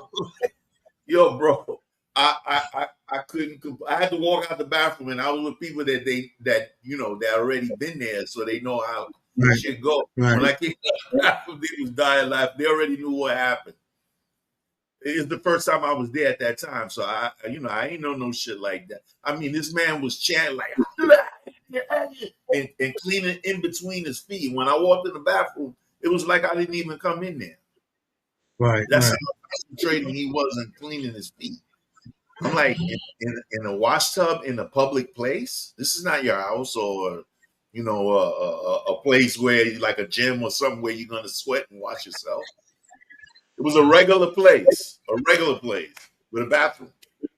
So right, okay, right. You know, when you go to other places in the world, bro, you're gonna see other shit you would never think, and that shit is common over there. Well, I ain't never seen that. I've been throughout the Pacific, Oh, okay, my bad. literally, right? So, in Japan and the Philippines and uh, uh, Guam. Tonga and Palau, things I didn't even know existed. So, You was in the Navy? huh? You was in the Navy at the time? No. That's when I went to the University of Hawaii, and I did the first time I ever heard of Palau. It's like, what the fuck is a Palau? What the fuck is Tonga, bitch? What's that? And these niggas, I might have been 5 years old, standing next to a Samoan guy. I'm like, what the fuck? Huge. You're huge. I'm like, what the? They're making me look like I'm a little kid, man. God damn. But they were cool, man. They knew they were black. At least, at that point, I was in the 90s, early 90s, late 80s, early 90s. I went. So they accepted the fact, not accepted like okay, we got enough proof now. We're black. They already known they black. And they looking at my black ass. They're like, yeah, we're black. Well, them women over there love us. Yeah. I mean, hell, I had a threesome the very first night I was in college. Wow. That fucked me up. I don't want to go into the detail, but I was on the second floor of my room where I was looking down where people were trying to line up to go and eat. Mm-hmm. And I saw the girl standing there. She looked up at me. I looked up at her. We knew what was going to crack. And so I go to her room after eating, and she brings in two more bitches. I'm like, all right, I'm down. Let go. So that's a yeah, something. They were a Japanese Hawaiian chick that I really fell for. The Hawaiian chick, and then the other one. I'm not going to tell you. Her race started with a W. She was a woman. She was from Wales, right? Yeah. Yeah, she was from Wales. Wales, England. Okay. It happens. Yeah, those, man, I would never trade my college days. I didn't even know how I got through it, man. I was smoking my ass off. That was the Maui Wowie. The Maui Wowie. Hawaiian Gold. Yeah, that bitch, man. Tie sticks. Like, remember Tie sticks? You don't hear about Tie sticks no more. Remember that? That was real popular back in the day. Maybe in the 80s, 90s. Cow what? Tie sticks. Cow shit? Listen to me, brother. Thai, like Thailand. Oh, stick. Thai. Okay. Thai Oh, sticks. okay. I never heard of that one. You never heard of Thai sticks? Yeah. It's from Thailand. Oh, okay. Right. No, I never heard of that one. I remember back in the day they had a Hawaiian Gold. It was golden. It was green, but it was golden green. Okay. And marijuana? Yeah, it looked like a dull yellow. Oh, okay. Hawaiian Gold. Yeah. Right. Oh, okay. That's cool. So now we're down to the last few. Now these are gonna go pretty quick. I think you're gonna love these. These are the ones that I seen on the Isaiah Garcia Facebook page, and we'll just go right through them. And, huh? You're getting used to that name now, huh? Say that again. I'm sorry. You're getting used to your name now, huh? No, not really. I prefer mine back, but what the fuck I'm gonna do? Man, the Facebook ain't said shit. Yeah. We just gonna call you IG. Show up for Instagram. IG, yeah, Instagram.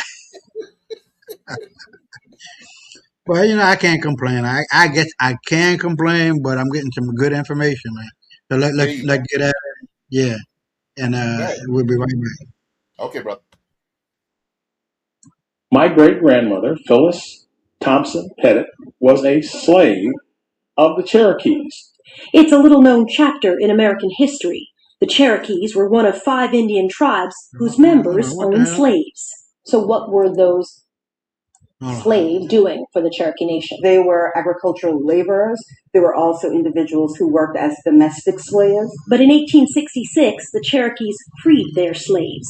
They signed a treaty guaranteeing that all freedmen and their descendants would, quote, have all the rights of native Cherokees.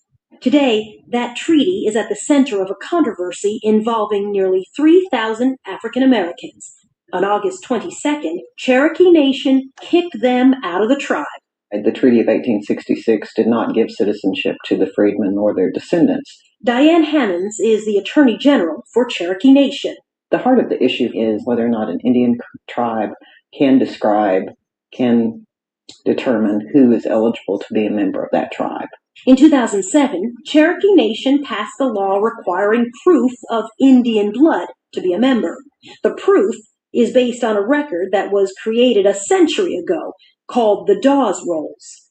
The freedmen say the Dawes Rolls are wrong because they were based on how you looked for the Cherokee chief, but there's no guarantee that they'll get to stay in the tribe.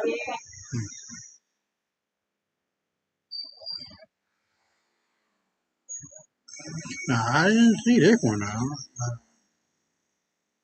So let's play that. It can pop that now, so we'll see. Abraham Lincoln was Abraham the Moor, a melanated being whose true lineage stems from his mother Nancy Hanks and his grandmother Lucy Hanks, who were both black women. Of Mayan Grimaldi blood, whose true father, Doug Meade, was airbrushed into a ghost in those washed-out photos to maintain the illusion of a white presidency. Media like Spike Lee's Bamboozled and the film Holiday Inn used blackface rituals as coded reverse psychology to mock our race nobility.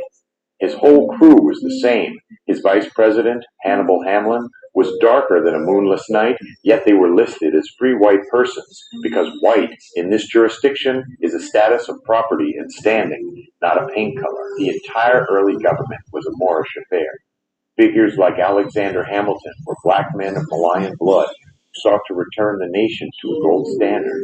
Even John Hanson, a black man, served as the actual first president before George Washington was ever elected. Lincoln used the machinery of the courts to defend the American citizen against being redesignated as Negro chattel property by arguing his clients were Moors, thereby protecting their allodial rights from dark cloud Roman jurisdictions. He was not merely a politician, but a dedicated Rosicrucian initiate and a student of Pascal Beverly Randolph, a Moor and the Lord of the World's Rosicrucians, who trained Lincoln in the Ansaratic mysteries to manifest power against the Jesuits. This was the same Moorish Tartarian science that understood Tesla energy and free energy long before the modern world. Our ancestors built the monolithic domed cities with antennas and ornate fireplaces. They required no wood because they harnessed etheric energy.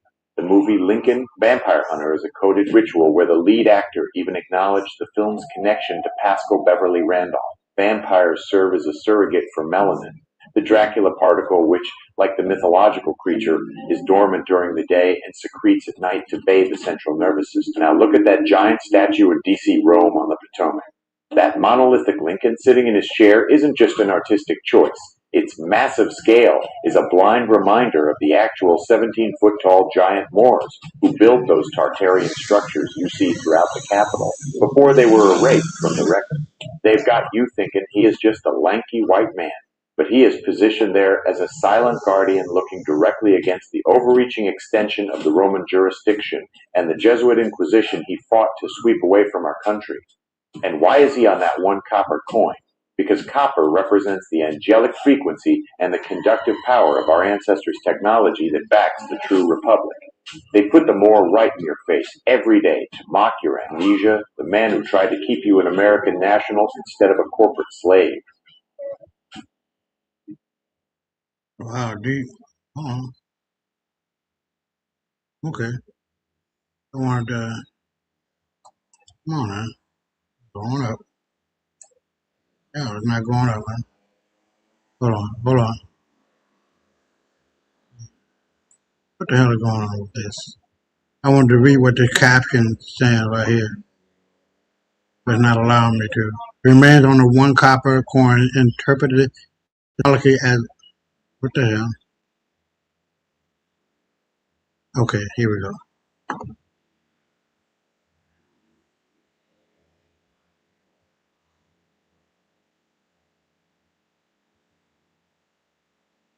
Damn, they just gonna give it away. Original. Now, if you ever go to Original Black Guy, they I don't know, a group of people, a black guy. I don't know, but you can't get no worse. You can't get no better than these people, man. They are really on their shit. Hold on. Let me go back here. Hold on. Okay, well, we already know what the what is, so we heard it. I was trying to get back to see that again. Hold on. Then we'll go to the next one. Know thyself. Hold on. In southern Thailand, you have a related group in northern Malaysia, sometimes called Sakai, S-E-K-A-I. You have the Andaman Islanders, and there are at least two groups. One group is called the Onge, O-N-G-E, or O-N-J-E, I think it's O-N-G-E. And another is called the Jawara, J-A-R-A-W-A. And then you have black populations in the Philippines, sometimes called Negritos, or Eta, or I think we should call them Acta, which just means the beach. You have in southern. Any thoughts so far?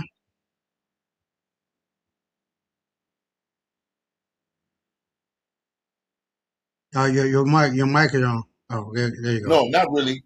Not really. Okay, so let's keep it moving. So this one is called the decline of the Moorish Empire was not caused by the independent white supremacy. It takes a black person to beat a black person, right? But by an internal fall from our own noble nature. Hold on, let's take it back to the beginning. Hold on. That the mass enslavement of Slovenians, Slavs, was causing the empire to decay. These noble Moors worked to uplift white people, bringing them out of caves, teaching them to read, bathe, and prepare food, eventually freeing and accepting them into society through fraternal orders. Joan of Arc was a full-blooded, melanated Moor from the original Asiatic lineage. When Netflix tries to show a glimpse of the truth by casting melanated actors, they boycott and cancel the show because it proves the empire of Moors was running the entire planet. We didn't fall because of some inherent white superiority. We fell to our own people who, once divided by greed and internal power struggles, decided to use the so-called white man as a proxy to disinherit one another. Bleaching out was accelerated because many Moors had an appetite for white slave women and concubines, taking them into harems to create human bouquet or variants within the gene pool. These lighter-skinned children, the amalgamated or Franciscan Moors, were often raised under the heavy influence of their slave mothers. These mothers would teach their children to identify with their own Roman or European heritage, rather than their father's Moorish nobility, leading these children to fight against the very idea of being Moors. Eventually, these amalgamated heirs worked from the inside to supplant the original order, trading their true birthright for the status of white or Spaniard, while systematically hiding the true history and making the original Moors appear as ghosts. The fall of Granada in 1492 was the death knell that allowed the Jesuits and the Vatican to follow our Moorish bloodlines and systematically bleach them out through parochialism and forced education to ensure we would never be the true divine inheritors again. They used systemic iconoclasm and art restoration during the Renaissance to repaint our noble ancestors, romanticizing them into white decoys to keep you disinherited from your allodial title and global inheritance, making the masters look like the slaves while they moved into our structures. A stratigraphic lie designed to flip world history to hide the fact that we were the ones with the heavy technology, anti-gravitational devices, spiritual somatics, and advanced tech our people used to grow buildings out of the ground. No weaponry shall prosper or penetrate what I accomplish. Peace to the conscious, my true and living sponsors. We block stompers, top shotters, fucking mobsters. Keep thinking that it's just frankincense and non-choppers. That's the one that fucked me up. Like, what the fuck you mean growing buildings out of the ground, bitch? Don't you? Like, what? Man, there's some things that we just don't know. Any thought? Not really. I saw these videos a few days ago, so I'm very familiar with what you were saying already. Nah, I don't have anything to say. Okay, well, let's keep it moving. Go ahead.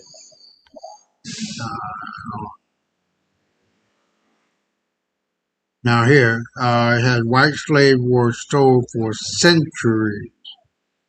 All our ancestors took slaves, sold slaves, and were slaves. You're not special. Black people owned and sold slaves. Asian people, Native people, and Middle Eastern people owned and sold slaves. Everyone's ancestors participated in slavery. It wasn't exclusive to white people. Stop trying to make people feel guilty for things they didn't do. Now I can go along with that, but you can't get away with the oh shit. You can't. Oh man, what that period of time? Jim Crow period. You know what I mean? That was some heavy economic draining that took place that must be paid in any and all slavery period, because you know the slavery only lasted for about in America 80 to 90 years. But if you're looking at the stripping of America of our ancestors coming from West Africa, who were the population that was kicked out of Spain and Portugal after 1492, you have to sue Portugal, you have to sue Spain, you have to sue whatever entity that was in the west coast of Africa, coming all the way over to America. There's a lot of other people that need to be sued, not just America. Okay, with that said, oh, you done? No. Go ahead. Now, I heard with everything you just said, but how does that figure in with the foundational Black Americans and American descendants of slavery, vice what you just said? How do you? No, I mean, it's still a valid. It's still a valid claim. It's not disconnecting us from that. Sort of the 1860 forward, you're dealing with a lot of illegal activities that were going on that were specifically targeting Black people, and that's the reason why we were so emphatic about ruling the country and getting our first selected and elected, not selected, but however you want to look at senators and governors and all of this. Right. So it ain't like, they were whipping our ass and we couldn't run for governors and senators and congressmen and all this. That happened. So, but what did happen is the fallout of these so-called demons that we call white today, were took it upon themselves with the formation of the Democratic Party and the Ku Klux Klan and all of this, brought about the Jim Crow law that allowed them to do what they want to do, which was illegal in the first motherfucking place. So after 1865 and the establishment of the Civil Rights Act, that is a federal legislation, and then you got what's the name of that organization? The Justice Department, the Department of Justice, that was created to protect Black people from what they knew the knucklehead troglodytes were doing. And so even in the face of it being unjust, they took it upon themselves to wipe out the progress of Black folk that kept them in their motherfucking place. But, like I always say, evil always destroys itself in the end of those who partake in it, always and always. And it never fails. All of what they did was illegal on its face. And they cannot do that, and they would not do it. And all this so-called Voter Rights Act that can been overturned, that shit was not overturned. Now, don't it's just like the Hunter virus. People are falling for that dumb shit like they fell for the COVID. If you keep saying it, it'll become the truth. But Well, that's not the truth. I mean, Yeah, well, right. not really though, because if we remember the hantavirus outbreak in the 90s, maybe, right? And the way they made it, they said, I saw something that said, maybe yesterday or the day before, that said since the 90s, only 800 people in the world have gotten that. Okay. From the 90s up from the 90s up until that point? Something like that. I could be wrong, so, but it wasn't a lot of people, is the point. Right. And so let's assume it was 96, so we could just say 30 years. That's not even 30 years a year. Right. How was that a pandemic? How did it go? There was one time I went to a lecture in New York. This is some years ago, 90s, maybe 98, 99. And the one of the lecturers, he was a professor or scientist from South America. I don't remember which country at the moment.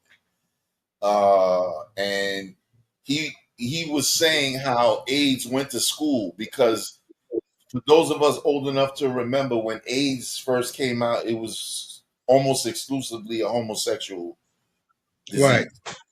Right. And then he said it went to school when it became a heterosexual thing when it reached Africa. Right. Now that we have all those years, almost 40 years of hindsight, we can now see that the trajectory of those who took the polio shots in the late 80s, early 90s were the ones who got AIDS. It had nothing to do with getting it from a man or a woman. I don't care how gay, how much butt fucking and dick sucking and pussy eating you doing. It had nothing to do with that. It was, and the same trail that could be made in South Africa, especially right after or during the apartheid time, when they wanted to kill a whole bunch of them, was the same way it moved in New York and San Francisco when there were outbreaks of STDs, and then they told them protect yourself with this, and then they took it, and then years later, here we go with a pandemic that they said was created by people fucking each other. Right. That's not how it works. It was exactly following the lines of whoever took those shots years prior. Right. So if you want to show the next video, I'm done. Okay.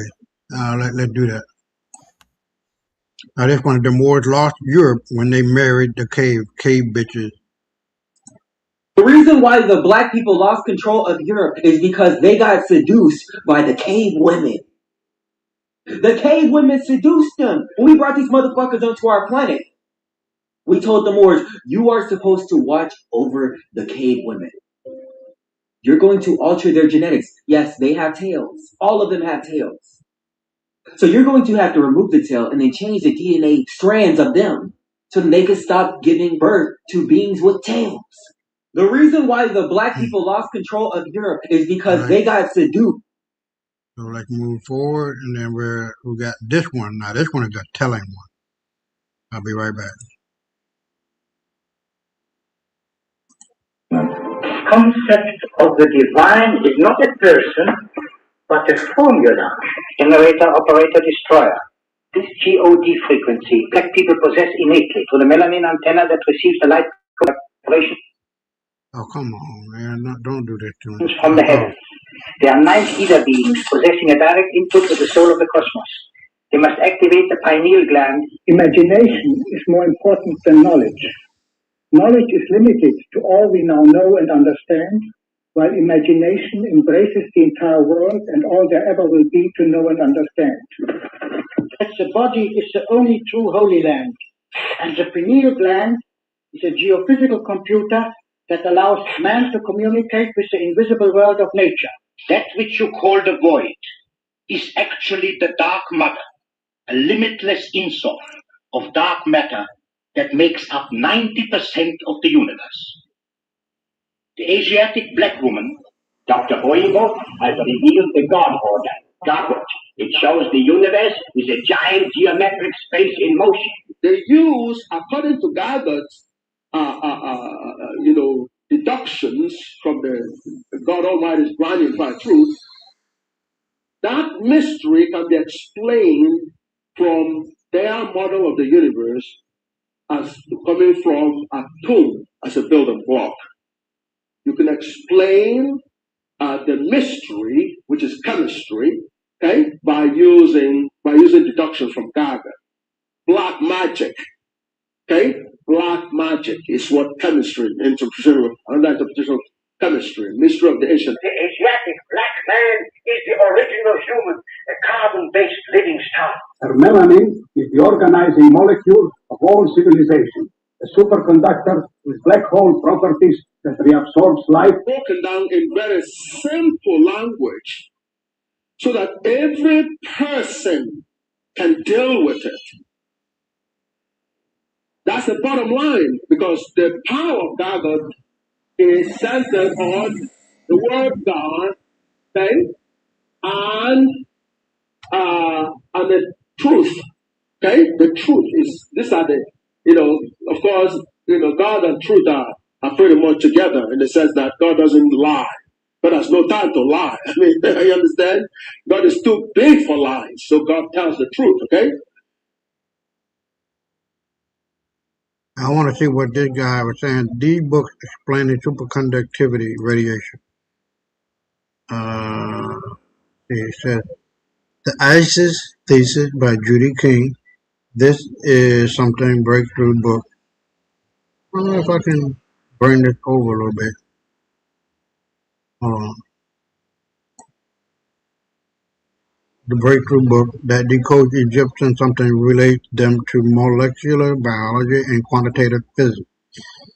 It supports the idea that ancient something provide specific chemical pathways for the something, the king, the soul, to achieve transformation. Or whatever. But any thoughts about that, bro?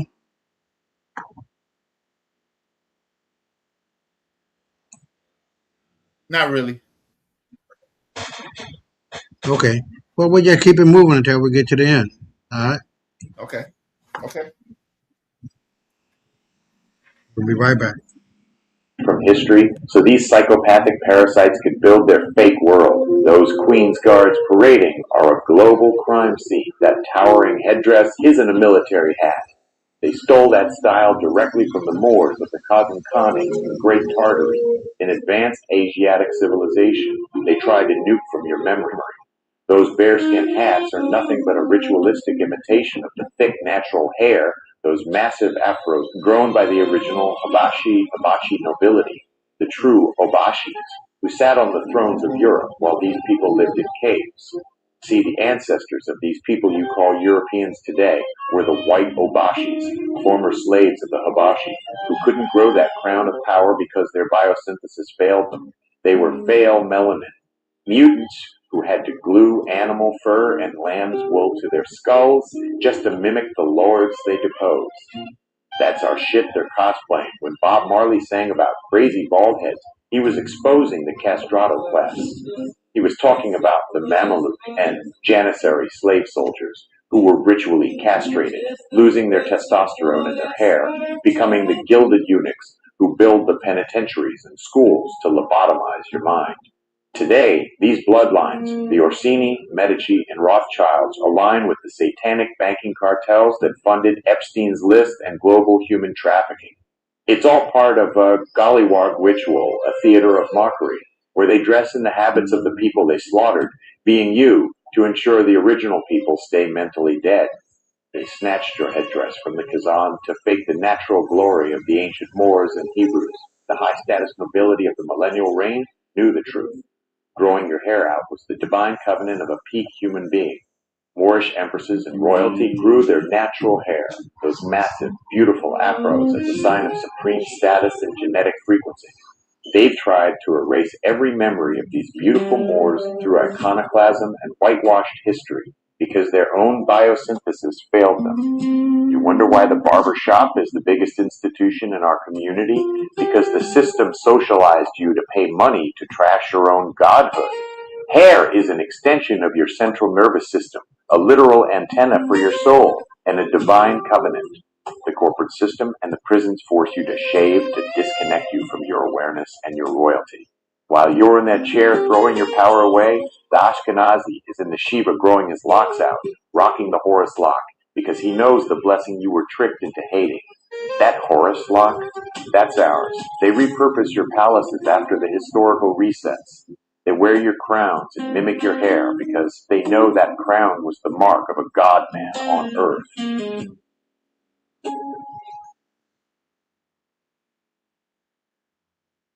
It is. But I keep it moving and we'll do this one. I don't want to be repeating. Okay, here we go. Work for you. Most Christians don't get it. It's about the divine spark within. Jesus came as a signal for us to realize our own divinity, to become Christ ourselves, rather than just believing he did all the work for you. Most Christians don't get it. It's about the divine spark within, which requires no church, no priest. Of Jesus, or Yeshua, was an Asiatic Moor who studied in the Egyptian mystery schools. He was taught by Mary, who was taught by Akhenaten. Our God is really Mary. That's why we say, Hail Mary, full of grace. You've got to say all these Hail Marys on the rosary. Mary was an adept and a Moorish Hashem, taught by Akhenaten. It's not Jesus was the master, it was Mary the master. Any Christian that calls themselves a Christian is not a Christian, because if they were, they would identify as Nazarene, not a Christian. Christian simply means Christ in sanity. Go to 2 Corinthians 13. Do you not know yourself that Jesus Christ is in you? Jesus and his twin brother, they were just students, and they went around teaching the science of Christ, the Christos, science of the Christos, which is the crown of knowledge. And to get that crown of knowledge, you were a Christ.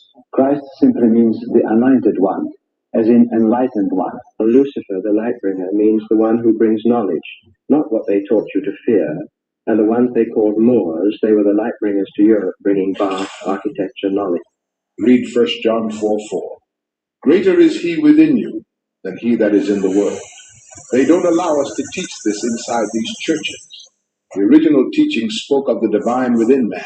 Go to John chapter 10, verse 34. I said ye are gods. I said that the kingdom of heaven is within, not in a man outside your. Psalm 46, verse 5. God is within her. So it says, God is within her and she will not fall. You hear that? Not outside, not distant, within. There are hundreds of scriptures that they don't allow us to teach inside these walls. The book of Enoch, the book of Tobit, true magic book. Every religion on earth has some sort of blood sacrifice in it, except Moorish science. The term church itself comes from Circe, who is a demon that supports the manifestation of the lower self. Man is heaven, earth, and hell in one. Hell is built into you through your own torment you create in your own mind. They wait for a savior to drop from the clouds while they rot in their own mental purpose. We have been lied to. This place was not built for truth. It was built to get you dead out of history, to keep you from realizing the God within yourself. The Catholic Church is laughing at your ass. They don't even really mess with Jesus. Their God is Mary. Hail Mary. Mary told Jesus his shit. She was a teacher. I tell you that the kingdom of heaven is within, and you are the very temple. They took the Book of Mormon, Moor men, a record of Moorish wars fought amongst ourselves, and twisted it into Church of Latter-day Saints. They call it Mormon, but these cities weren't built by them. They were already here. This land is Uda, the southern kingdom, and it belongs to the ancient Mauritanians.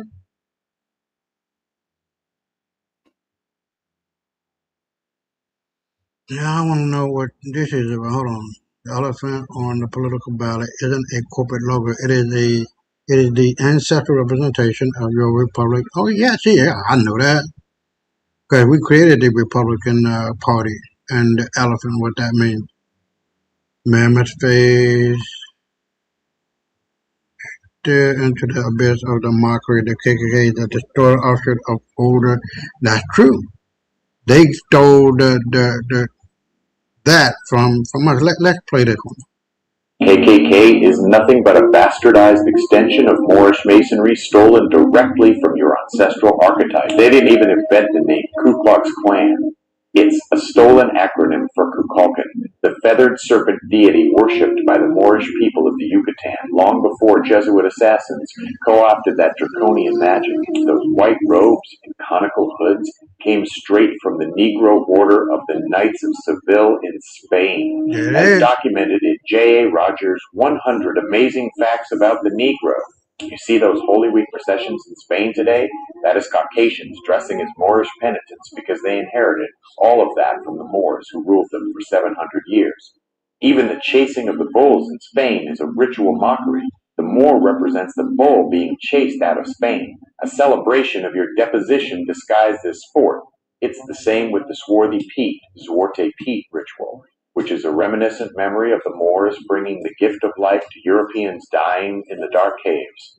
They dress in blackface to celebrate you not existing while they parade in your ancestral habits. The white man is just an imitator who inherited those priestly habits to terrorize dead Moors. Kanye West wearing those black KKK hoods isn't an accident.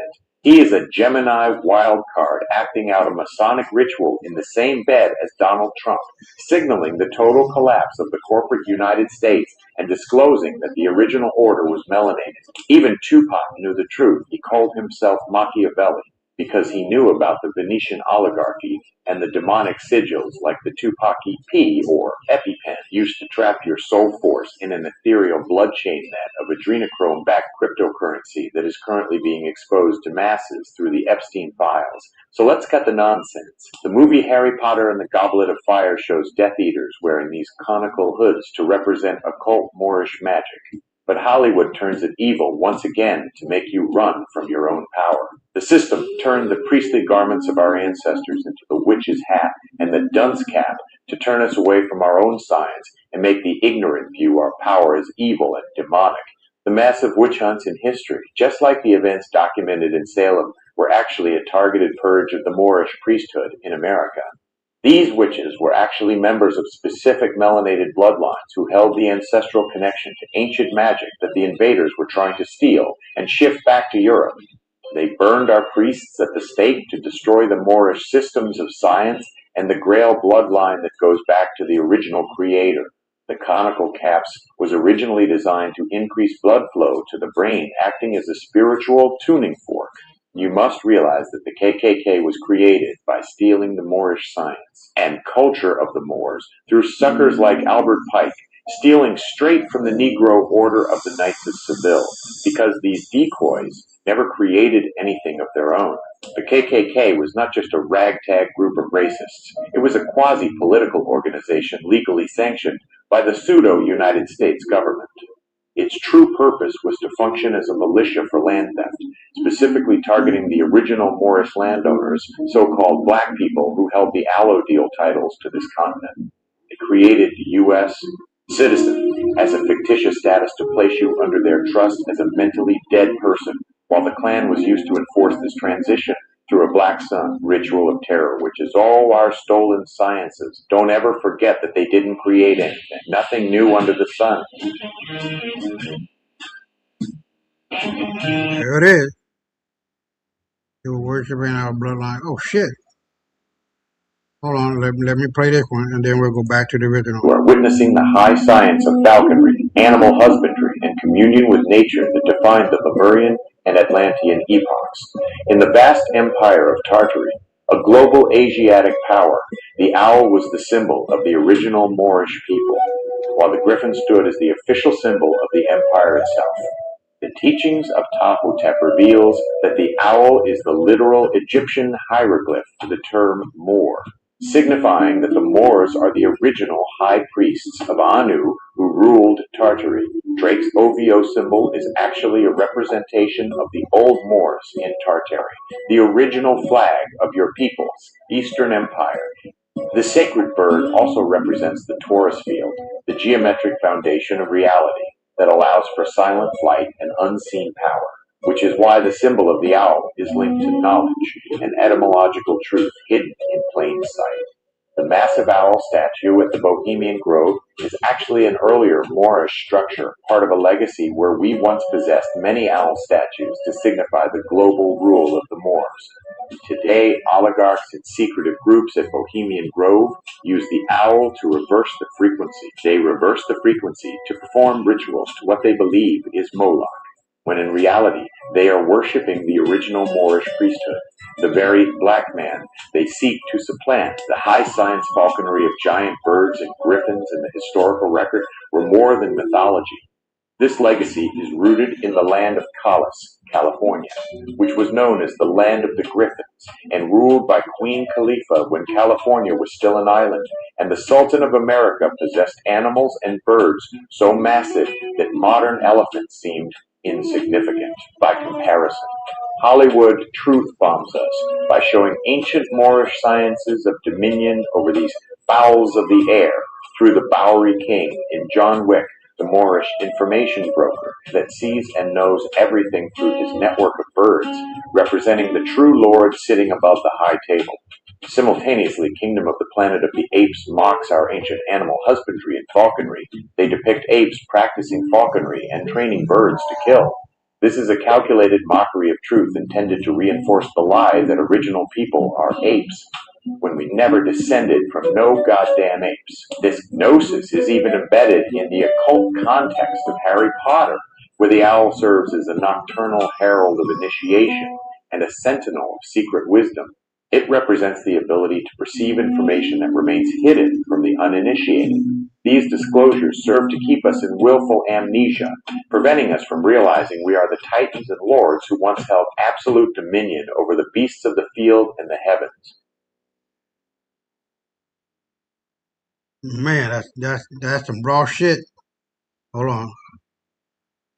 The Catholic Church laughing at your back. While many worship as Savior, the church no. Okay. And we played this one. Any thoughts about that, bro? Hold on, let me see. Did I play this one? Hold on. Really think that elephant on the political ballot is just a marketing logo? That is the ancestral representation of your republic. A government modeled directly after the loyal and protective structure of elephantine families that have been in America since time immemorial.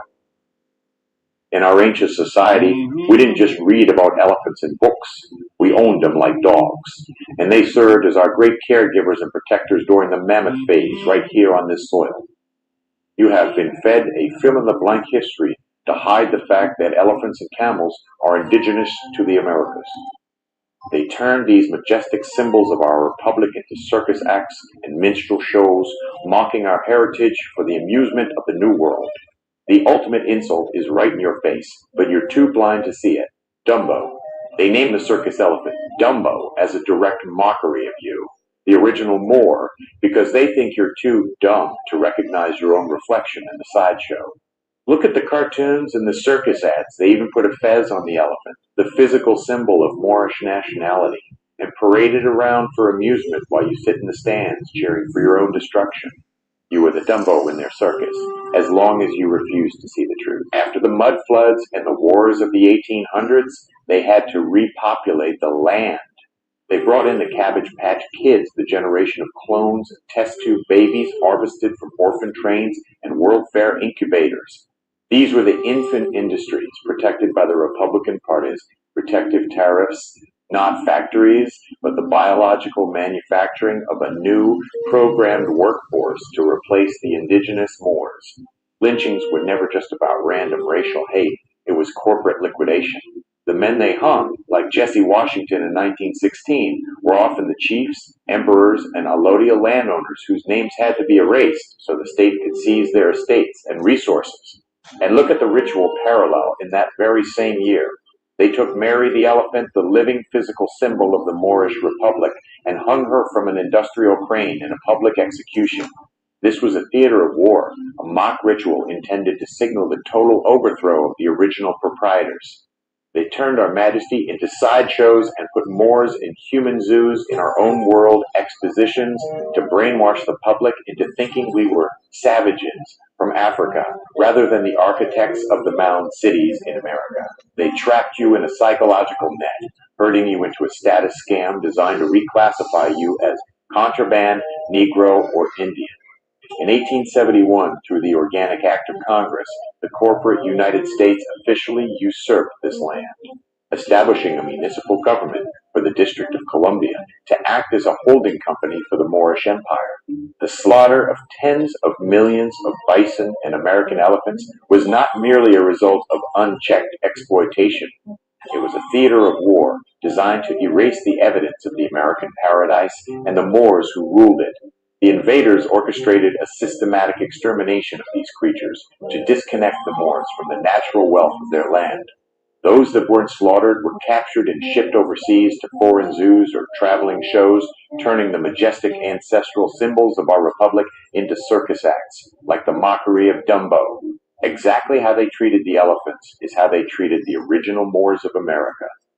Before the corporate United States usurped this land in 1871, this was a lawful confederation, governed by the Witan Agumon, a mystic assembly of wise men and nobles, and the alcalde, the Moorish village judge or magistrate, whose office existed in every state of the Union. Look at the mockery they've turned your status into. They give you the Republican elephant, representing the substance of a lawful government, and pit it against the democratic donkey, which represents the demos, a mere demonstration, a theatrical act, the government of the mob. By joining that demonic party, they are literally showing you that you are a jackass for joining the mob against your own estate and handing your inheritance to a corpocracy. This entire two-party system is a Freemasonic war between two halves of the same whole, designed to keep you in a trance while they strip your mineral estates and allodial titles. We held allodial titles to the very soil. But today, you're acting as a supporting character in a movie written for you by your enemy, supporting a kleptocracy that siphons your energy and feeds on your trauma. Stop being a victim, declare your nationality, reclaim the republic, and remember, the elephant is yours, the land is yours, and the time of the great amnesia is finally over. Boom. Any thoughts about that? That was some three deep ones, man. Any thoughts?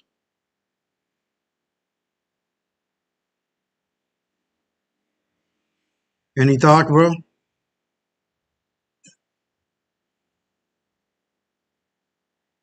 I don't know what the hell going on with my video. Any thoughts, bro? No, nothing wrong with it. No, I don't have any thoughts on it. Everything was pretty much self-explanatory and straight cut. Okay. So let me switch off my camera because I don't know why I'm not showing up. Let's just keep it moving. Okay. It is not anti-Semitism to stand against a political machine. It is the return of the true Yehuda, the people. The Moorish Empire is the primordial. Such harmony under the Moorish Empire, the Jew, the Muslim, and the Christian lived in such harmony you could not tell them apart.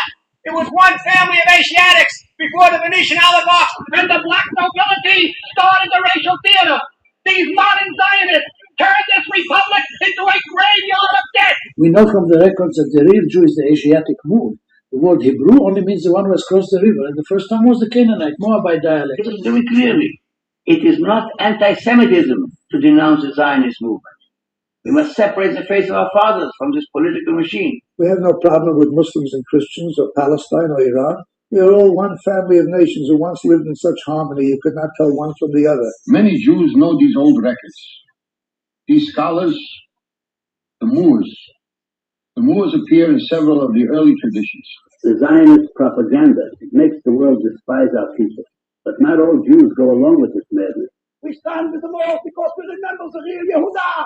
We keep the Orthodox way born in the land of Moab and Canaan. These paintings, very old tradition. These are the Moors, the original Asiatics of the covenant who built after the deluge. They stood against the Zionists, Khazarians. Are they Alte records? They show the real Yehuda. People forget the Ethiopian Orthodox tradition is the oldest surviving Christian nation on earth. These monuments go back to King Azaniah's time, long before the modern faith. And yet how many Jews are living in a spell, afraid to speak out against the Zionist machine because they do not know that it is not anti-Semitism to denounce the Zionist movement. Look at this city. They call it New York, but we are standing in the Maghreb Al-Aqsa, the farthest west. The real Yisrael. And how many Yidden are living in a spell, afraid to speak against the Zionist machine? Many communities of scholars lived across different regions. These images represent how some ancient communities remembered their teachers. People forget. The Ethiopian Orthodox path is the oldest surviving nation of the faith. The patriarch there stands above Rome itself. In their archives, the faces stayed black. They kept the memory of the Moaz. Alter Rabboni. Moaz. Moaz.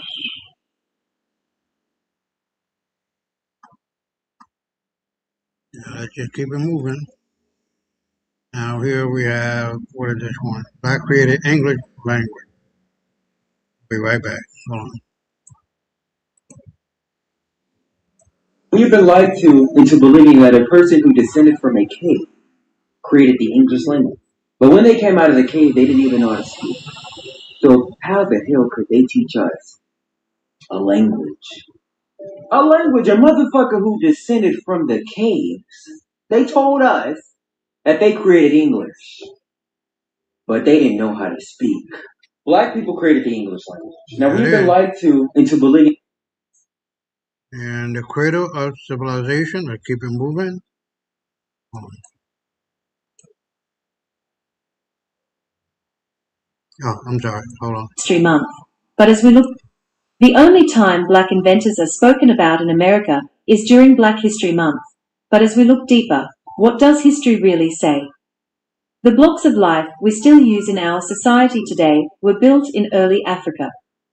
History shows the Khoisan language from South Africa and the Coptic language, spoken by the Egyptians, were amongst the earliest forms of communication known to humanity, with some languages ranging back as early as 3000 BC. The art of writing also developed in Nubian lands, like hieroglyphics and Sanskrit, which led to the establishment of the first schools and universities in the world. Schools like the Temple of Wazit in Egypt, the University of Sankore, also known as Timbuktu, and religious schools in Ethiopia, are amongst some of the earliest educational institutions ever constructed on Earth. These schools introduced mathematics, science, philosophy, agriculture, and religion to the overall mainstream society. These priceless contributions paved the way to the creation of the potter's wheel in Egypt and the construction of the first chariots ever built. Africans, who developed astrology, were amongst the first people to use canoes and boats to navigate ocean waters. So yes, we know black people did not invent everything, however, giving them their just due and props will drastically tip the race scales in America. Our school system curriculums should reflect every person's and every country's impact on the globe or world stage. This not only helps build independent character and individual pride, but also contributes to teamwork and community cohesiveness.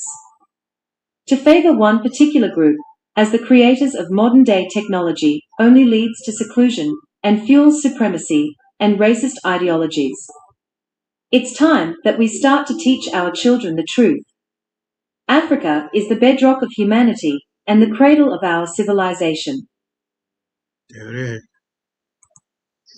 And we're down to the last, hold on, let me see. We're down to the last three. No, really, the last two. But this is, I want to get rid of this one. And this one is the black history they tried to erase. Black painting they tried to repaint.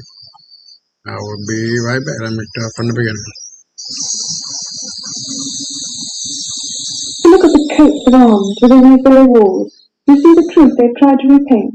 The original European royalty were Moors. The names are masks: Windsor, Sassoon, Habsburg, and Medici, all Moorish families that civilized Europa long before the historical reset. The Moors ruled the world with shared gold from South America, where Aztec kings like Montezuma were Moorish sovereigns.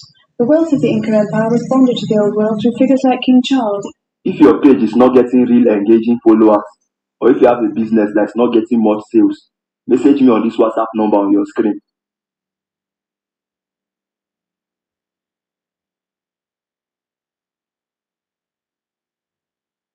Okay.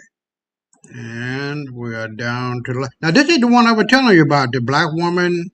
Well, let me read it. A black woman ruled Britain in the 13th CE, Common Era.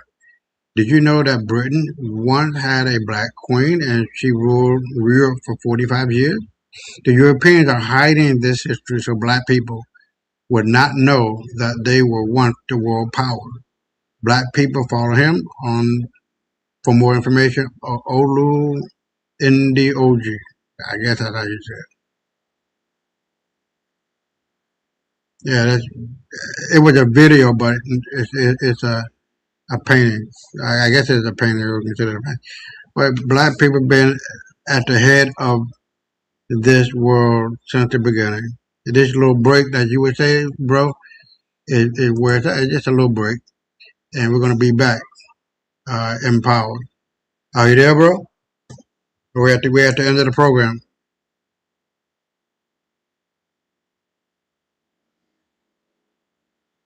Black.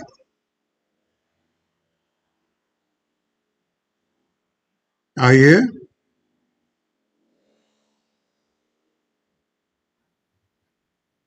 Can you hear me? I'm sorry. Yeah. So we're at the end of the program. You want to make any last comments? Not really. Great show. Just over 2.5 hours right now as we speak. Right. Man, great show, man. It's getting better by the week, man. Thank you, man, for having me again, bro. I appreciate it. Yeah, I'm always you're part of the show, man. It's not just me.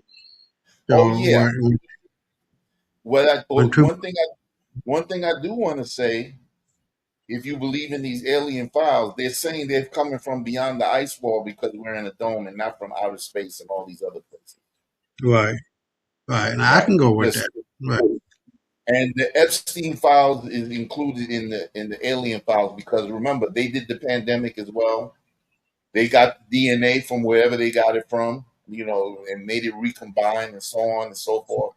So you got inorganic matter doing organic shit. How they did that, I don't know, but it must be on a cellular level at this point. Right. Okay. Right. That's all I got right now. All right. So my last thing is what I always say: fuck all white folks and stay real and be true to our ancestors because we're gonna be blessed. We have to come back home. Yes, sir. And we can't be following for the bullshit and following behind these nasty motherfuckers. That's all they are.